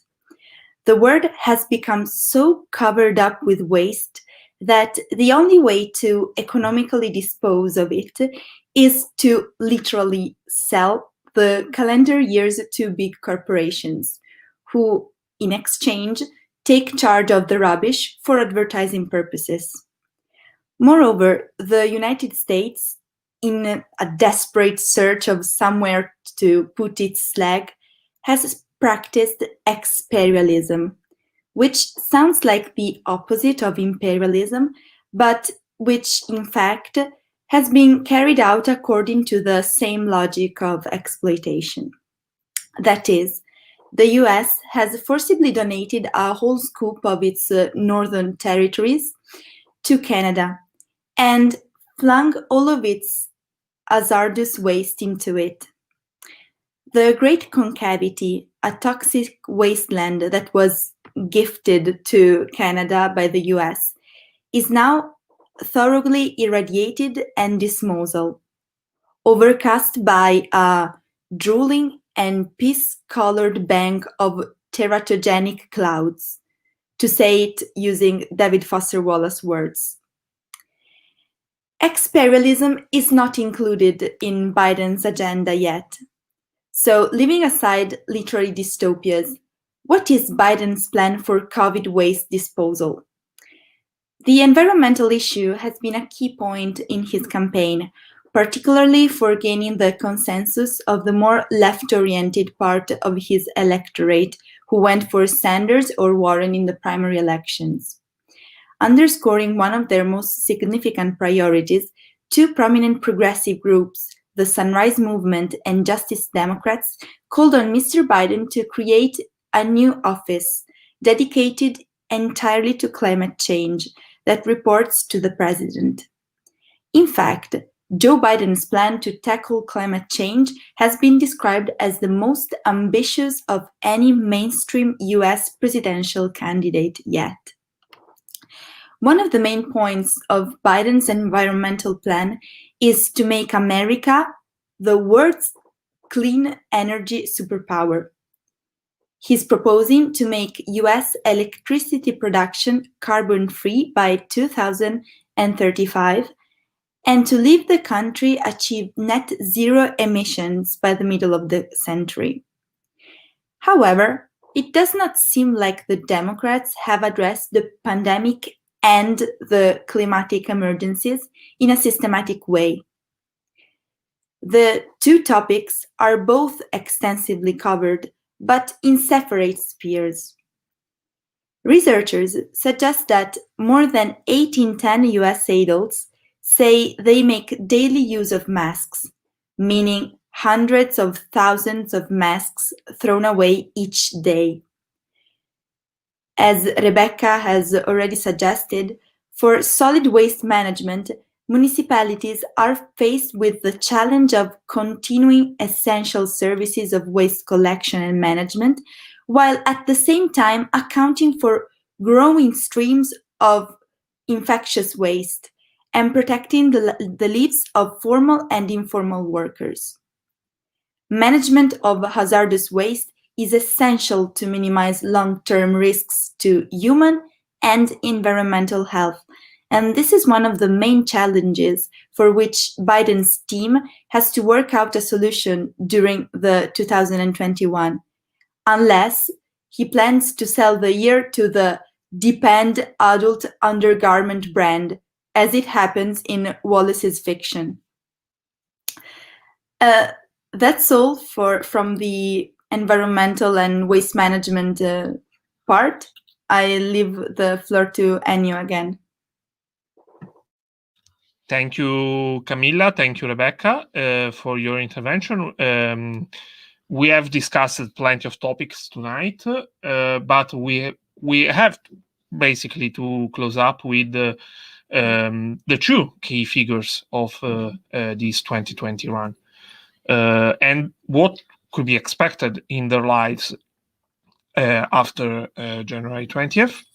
We start from Donald Trump and his life after the presidency. To talk about that, we will have Patrick and Elena. Hello. Thank you, Ennio. Good evening. How are you, Elena? Fine. How are you? I'm great. Okay, so now that Trump is getting carried out of the White House and is presumably back to golfing in Florida, we're really curious to find out what the future holds for him. And we're going to touch on his possible future paths and kick off with looking at how the US democratic system is kind of flawed to see why and how he's out on the warpath right now. Yeah, so exactly as you said before, going with the forecast of 2021, I will try to have like a short, I will try to say how the US constitutional structure actually made the Trump thing, so the Trump's presidency possible. So actually we have not only media power, but a US constitutional structure that reflects the interests of the richer people. So the constitutional was made, of course, centuries ago, and it reflects a radical concentration of wealth versus the general population that lives in a precarious way. Actually, we have the body of the Electoral College, which is peculiar of the US system, and it reflects the distrust for popular governance that existed at that time, but it's still nowadays effective. And this also is like the electoral college system is the thing Trump is making his allegations against. But also we have a democracy which is made actually of only two parties. So it's actually a kind of monopolization of politics. And some said that if a country similar to the US tried to join the EU, the European Union, actually the application could be rejected, as it's a democracy kind of different from the Europeans one. And also one thing that is in the news in recent days is the pardon power that Trump is using in the latest month. It's actually the power to set aside the punishment only for federal offenses, so not for all the crimes.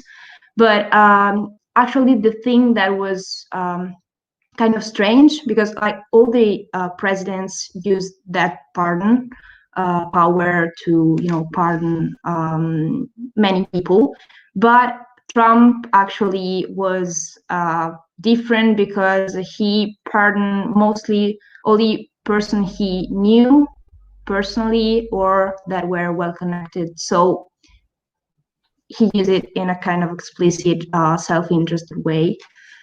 And also some talk about the self-pardon hypothesis. So it's legally possible, but no president have never used it, of course. But he already. What do you think will happen if he actually tries to or succeeds to self-pardon himself? Like how would everybody, react to that? That's kind of crazy. Yeah, I mean, it's like, I'm the king, I can do whatever I want. It's kind of that message, which would kind of ruin democracy, I think, because it reminds me of a royal power, not a democratic power at all. Absolutely. But I don't know, I guess he would still have his supporters with him, But yeah, I actually hope not to assist to this kind of scenario, but we will see. Yeah. And so this is kind of the situation that US lives in.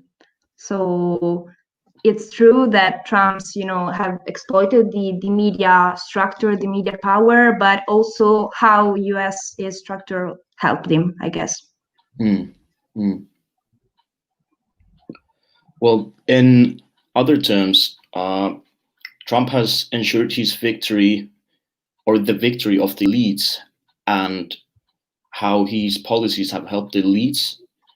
And now we could think that he has also played the game in his personal favor, because now when he's not reelected, he's going back to being that businessman. So could you touch on that topic about the elites a little bit? Yeah, that's a really interesting topic, as we have like for 4 years or more always heard about elites and how they are bad and how they have to be defeated and so on.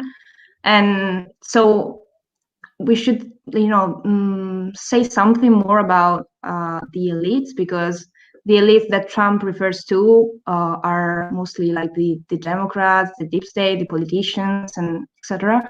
But actually the real elites, so the ones who have power in the US and I would say in the world in general, are the corporate businessmen, are the richest men in the world. And there is a study that says that actually if you take the I guess 0.1% of the richest men, they are actually the one who predict better how the policy making decision will go. So they are really, the ruling class in a way. And actually, what Trump did, so in his presidency, during his presidency with the tax cuts and so on, actually favored these elites who have had their tax reduced, and so who are now able to rule even in a deeper way. And as you were saying, he will be one who will benefit for it as well, because he's a businessman and he's going back to this probably sooner. Yeah. But yeah, what do you think? Do you have anything to add about this, or what do you think? No, I'm very curious about what's going to happen to Trump now, because there's already, as we mentioned, there's been the pardoning issue about his families or family members, and then touching back on the business side, then again, there's a Manhattan district attorney that's looking into the Trump organization right now for tax write-offs of millions of dollars going on right now. So there's quite a lot of red flags in the air. But when it comes to the political future of Donald Trump, is when things get even more interesting in a way, because it's rumored that he's or expected to campaign for the Republican US Senate candidates in Georgia just a couple of weeks before Biden gets sworn into office in January. And this is like determining whether the Republicans will have a hang on the control of the chamber, which is the Senate especially. A big thing for them. And then there's also, of course, the rumors about him running for president in 2024, which is an interesting rumor, but it's not official yet, so we do not know. But the twist comes in is that even if he announced that he would be running for president in 2024, it's not a direct path for him, because there's obviously a lot of different Republican candidates out there that might want to run for president too. And I think there is already a couple who are rumored or have not confirmed, but stated that they might be running for the president candidate for the Republican Party. For example, Mike Pence and the current Secretary of State, Mike Pompeo, or Senators Ted Cruz and Tom Cotton. And that's already slowing down Trump a lot, even though he has a very big and supporting fan base out there in the US, as we can tell now, when even after all these hassle, there's still millions of people supporting him out on the streets. And but for now, for the upcoming 4 years, when Trump is, well, we don't know yet, nothing sure, but we suppose he's not going to be in office in 2021 if democracy wins. And so what's going to happen to him? He is, well, as we stated before, he is a businessman, so he's probably going to go back on that. And there has been rumors about him actually starting or collaborating with other media channels. For example, now that he turned his back on Fox News, there's been rumors going around that he might be forming his own TV channel or broadcasting company. And this is to compete with the ones who, betrayed him now during the elections. And this would work as a channel to stay relevant and keep in touch with his fan base. Even also if to talk directly to American people, not in a mediated way, so he can control it better. Absolutely. Yeah, and that's something Trump's been looking for. Like, for example, Twitter started labeling his tweets now. And so he's like, no, this is not right. He needs a filterless medium which to use to, reach out to get the word he wants to get out to his supporters. Like, for example, when he was having one of his speeches and the TV channels just cut him off. Like now, if he had this media empire, because he has a media background, like he's a celebrity businessman from The Apprentice and everything. He knows how to deal with, big media things. So this is probably a challenging, but still not a far-fetched option for him. Like maybe he's going to turn his Florida mansion into a massive media corporation empire or so on. And there's even been the president of Newsmax, Chris Rudy, has already announced his interest in collaborating with Trump in the future. And this could also work as a platform for Trump, but it's still there's a filter in between because it's a separate entity from him. And yeah, he could also be a rival to Fox News more than a friend. So yeah. Also, I was reading that he would go more for the social media and digital media business than the traditional television channel because it's more expensive and more unsure. And also he would, but it's just hypothesis, of course, made his subscribers pay also for the streaming online contents. So he would always become richer and richer. Also, while doing politics, it could be kind of really good for him. and could Yeah. work actually. And actually, touching on that, it's that now after the elections, he's been fundraising for the official election defense fund, which is to undermine the democratic win. But then again, there's a small print that says that it can be used. It's not directly only for that purpose, but it can be used for other political or probably even non-political purposes. And they're already collected like over $200 million after the election day. So that could be used for either political purposes or maybe even propelling this media empire. And this is all to, maybe to build up to his 2024 campaign or something. Yeah, so actually we have thought that the political campaign was ended, but probably we're already in the new political campaign for 2024. It's starting all over again. History repeats itself. But I feel like we're eager to know what the future holds for Trump, and only time will tell. Yeah, I totally agree. So let's see. We'll see. We'll see for sure. Thank you, Patrick. Thank you, Elena, for the insights of what to expect by President Trump 2021 year. And last but not least, we have to close with who will be the key figure in US politics in 2021. That was, of course, is President-elect Joe Biden. So David and Iman will recap for us what will be the key challenges for the the Biden administration in the year to come. So building on what Team Trump has So, explained, so building on what Trump team has explained about institutions, I think it's interesting to comment on how the Supreme Court and the Senate may influence Biden's 2021 horizon. So what do you think, Matt? So we can start by saying that Joe Biden clearly stated that he's created a special commission that is actually bipartisan to propose a reform recommendations for the Supreme Court. It mainly focuses on increasing the number of seats, and this can be called as a court packing strategy. So it's a way to strip jurisdiction and make the Supreme Court less Republican. He actually said that Virginia carved bold, he has to inherit this institution that is unfavorable for him. So this is the only way. It's the only way, but it is quite controversial in the sense that he said that the last thing we need to do is to turn the Supreme Court into just a political football. Whoever has the most votes get whatever they want. In this situation, it might create a more radical, democratic oriented presidency.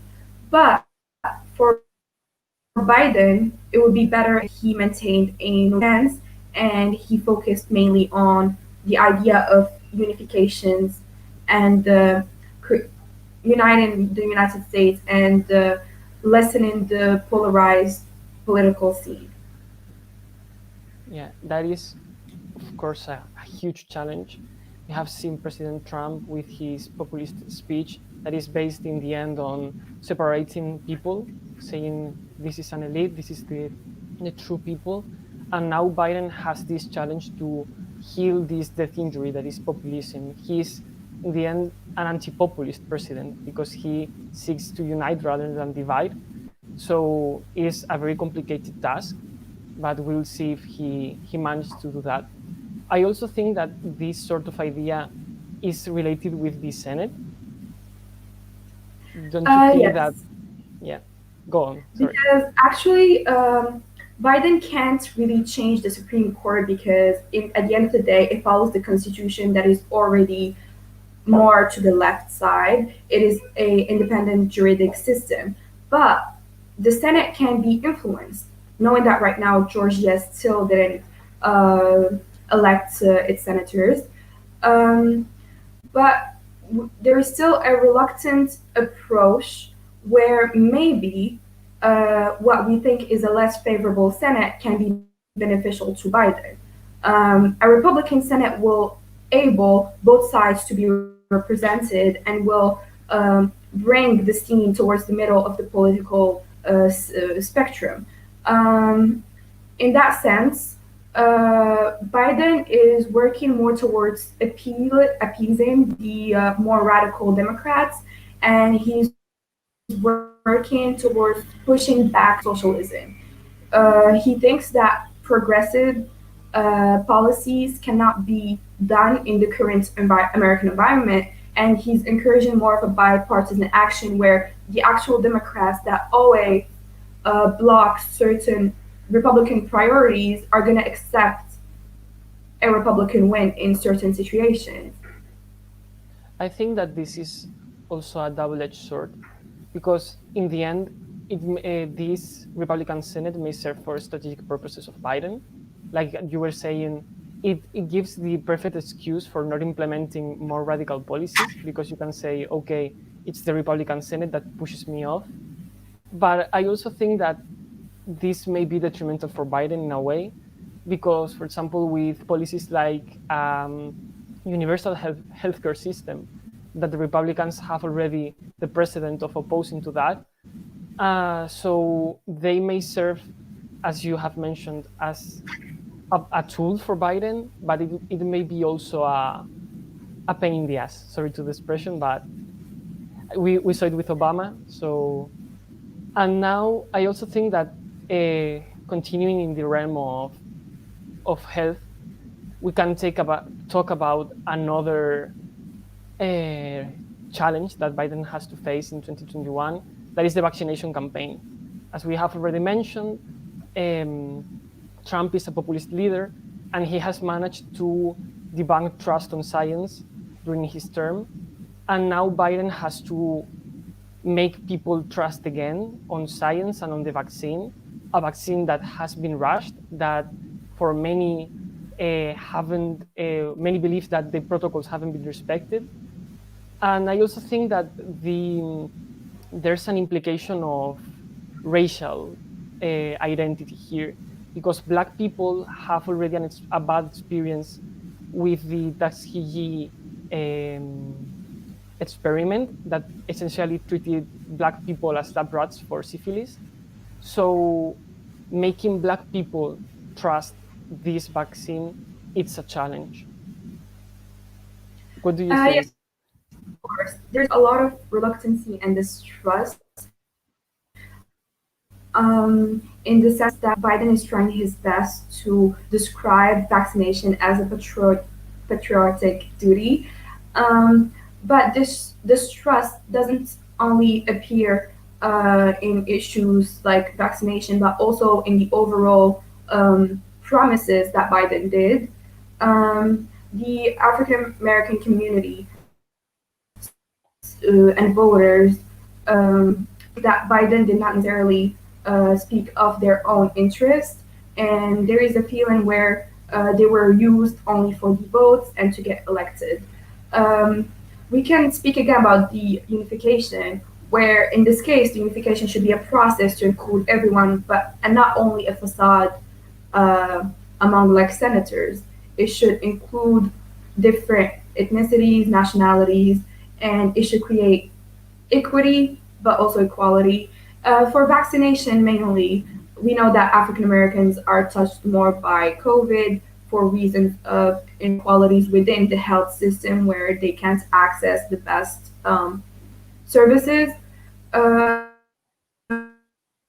So maybe Biden should focus mainly on areas that are poorer, suffering for more issues, and redirect his campaign instead of the people, as in all the Americans, towards maybe the minorities. Yeah, but in the end, he will be betraying his message of speaking to every American, and so it's very difficult. And it is also difficult with COVID to have this message of rebuild the economy with the possibility of lockdowns that may be detrimental for the economic activity. So this again is a huge challenge for Biden. And yeah, I think that the main challenge I find in this discussion we're having is that he has policies that in a way are opposite. Like you have to talk to minorities, but you have to reunify the country. You have to rebuild the economy, but you have to protect health. So being able to have these discourses at the same time is for sure is going to be the standard for which we're going to measure his action. And finally, yes, for sure. Go on. Sorry. I'm sorry. For sure, because we have this image of Biden as the overachiever, but he is well criticized for the fact that he only gives vague appeals, and in fact, there is no real plan that sets a direction for 2021. Yeah, exactly. Like we'll have to wait and see to what happens, but I feel like most of the criticism that he's already experiencing is well deserved in a way. And our final point for the discussion is to talk about rebuilding the America's position in the global community. We saw with Trump how he left many international institutions, like the World Health Organization. And I think that it's going to be a challenge for Biden to sort of regenerate the trust of the international organizations, other countries in the world, in having the United States as this central figure. Yes, for sure. Some of our colleagues spoke more about the European side, but we will focus on the Middle East. The Middle East is quite a space that has a lot of conflicts and is quite separated. But a lot of countries like Iran, Palestine, consider Biden their gleam of hope, in the sense that for Iran, renegotiations for the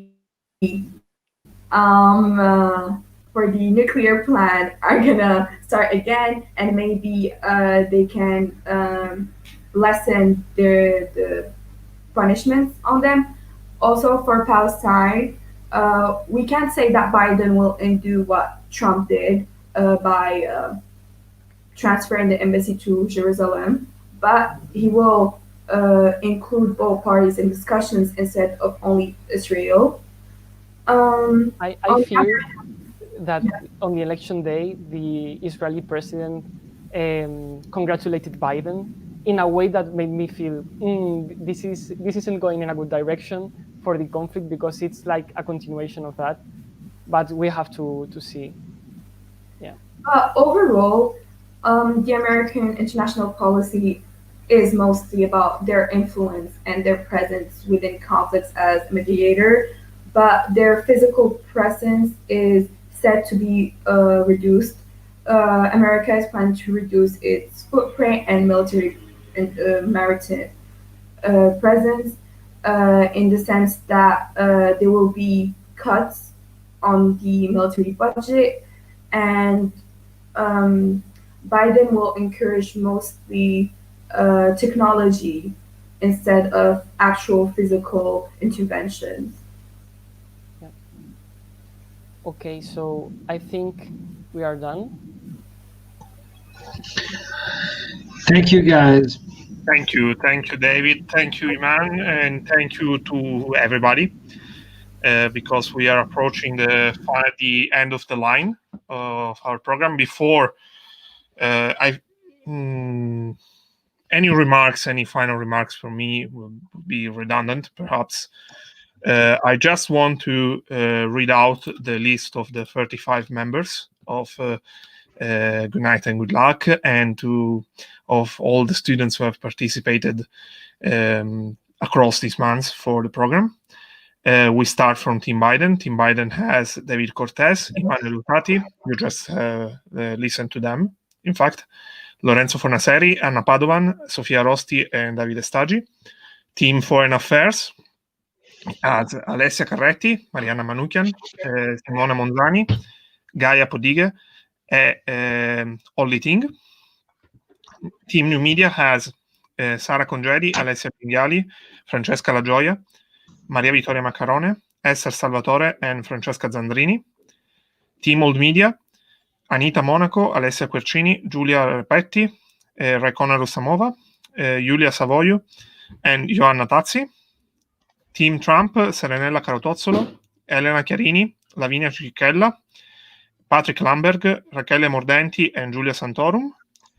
And finally, Team US Affairs with Martina Chiappini, Rebecca Morganti, Camilla Pelosi, Alex Laleyan, Lydia Schwartz, and Francesco Toma.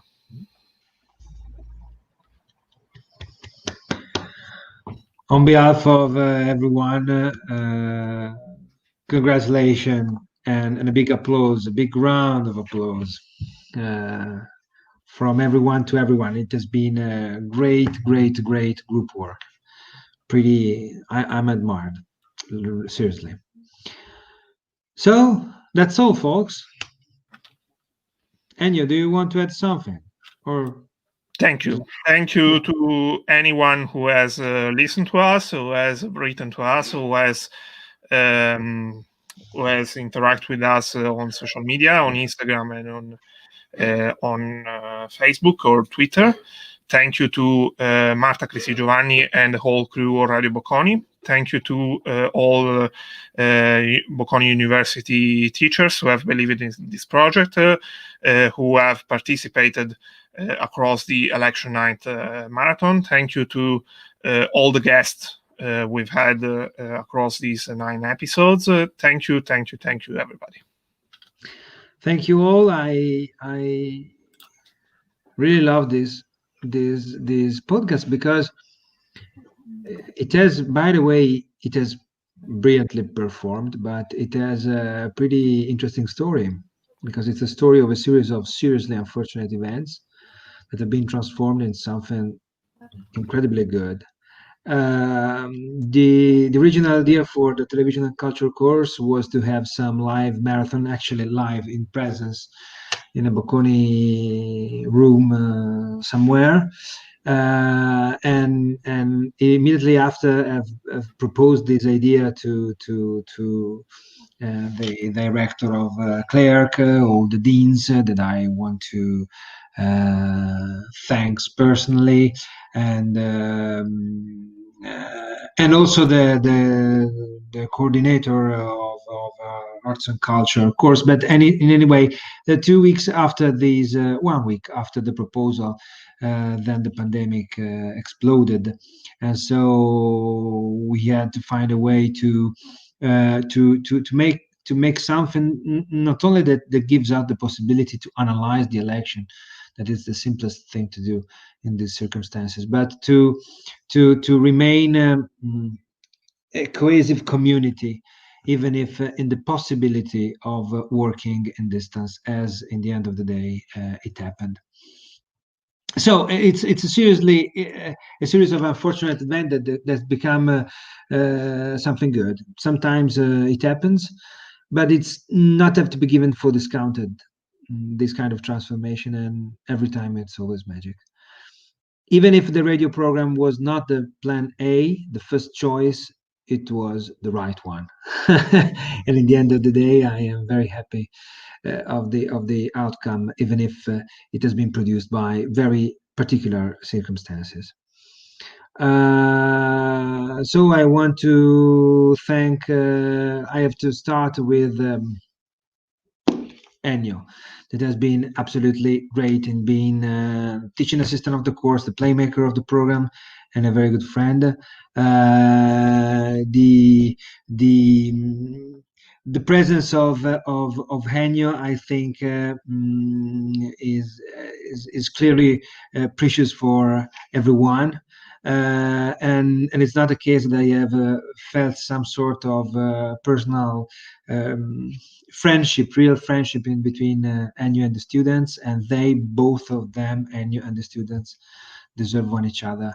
And thank you so much, Ennio. You have been great, and you have been extremely professional, and I loved it so much. I want to thank the students.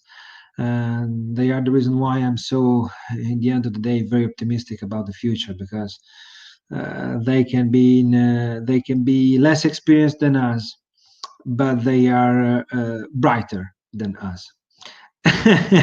And I have been amazed by the way they have managed this program, the passion and the talent. Thanks to Radio Bocconi, Bocconi Arts Campus, Humanities Committees for their collaboration and support. Thanks to Professor Borghini, Professor Gerevini, and the deans of graduate and undergraduate, Professor Carugo, Professor Principe. And thanks, by the way, to the Bocconi University, which has been my university in first place, and then the university I'm teaching in. And I really think that Bocconi is a special place because it is a place in which things can happen. And this podcast, I think that it's a pretty good proof of that. I think that we are seriously done. In the words of Edward Murrow, the legendary presenter of and journalist of See It Now, let me say on behalf of the whole programs group, for the last but the most felt time, good night, ladies and gentlemen, and good luck.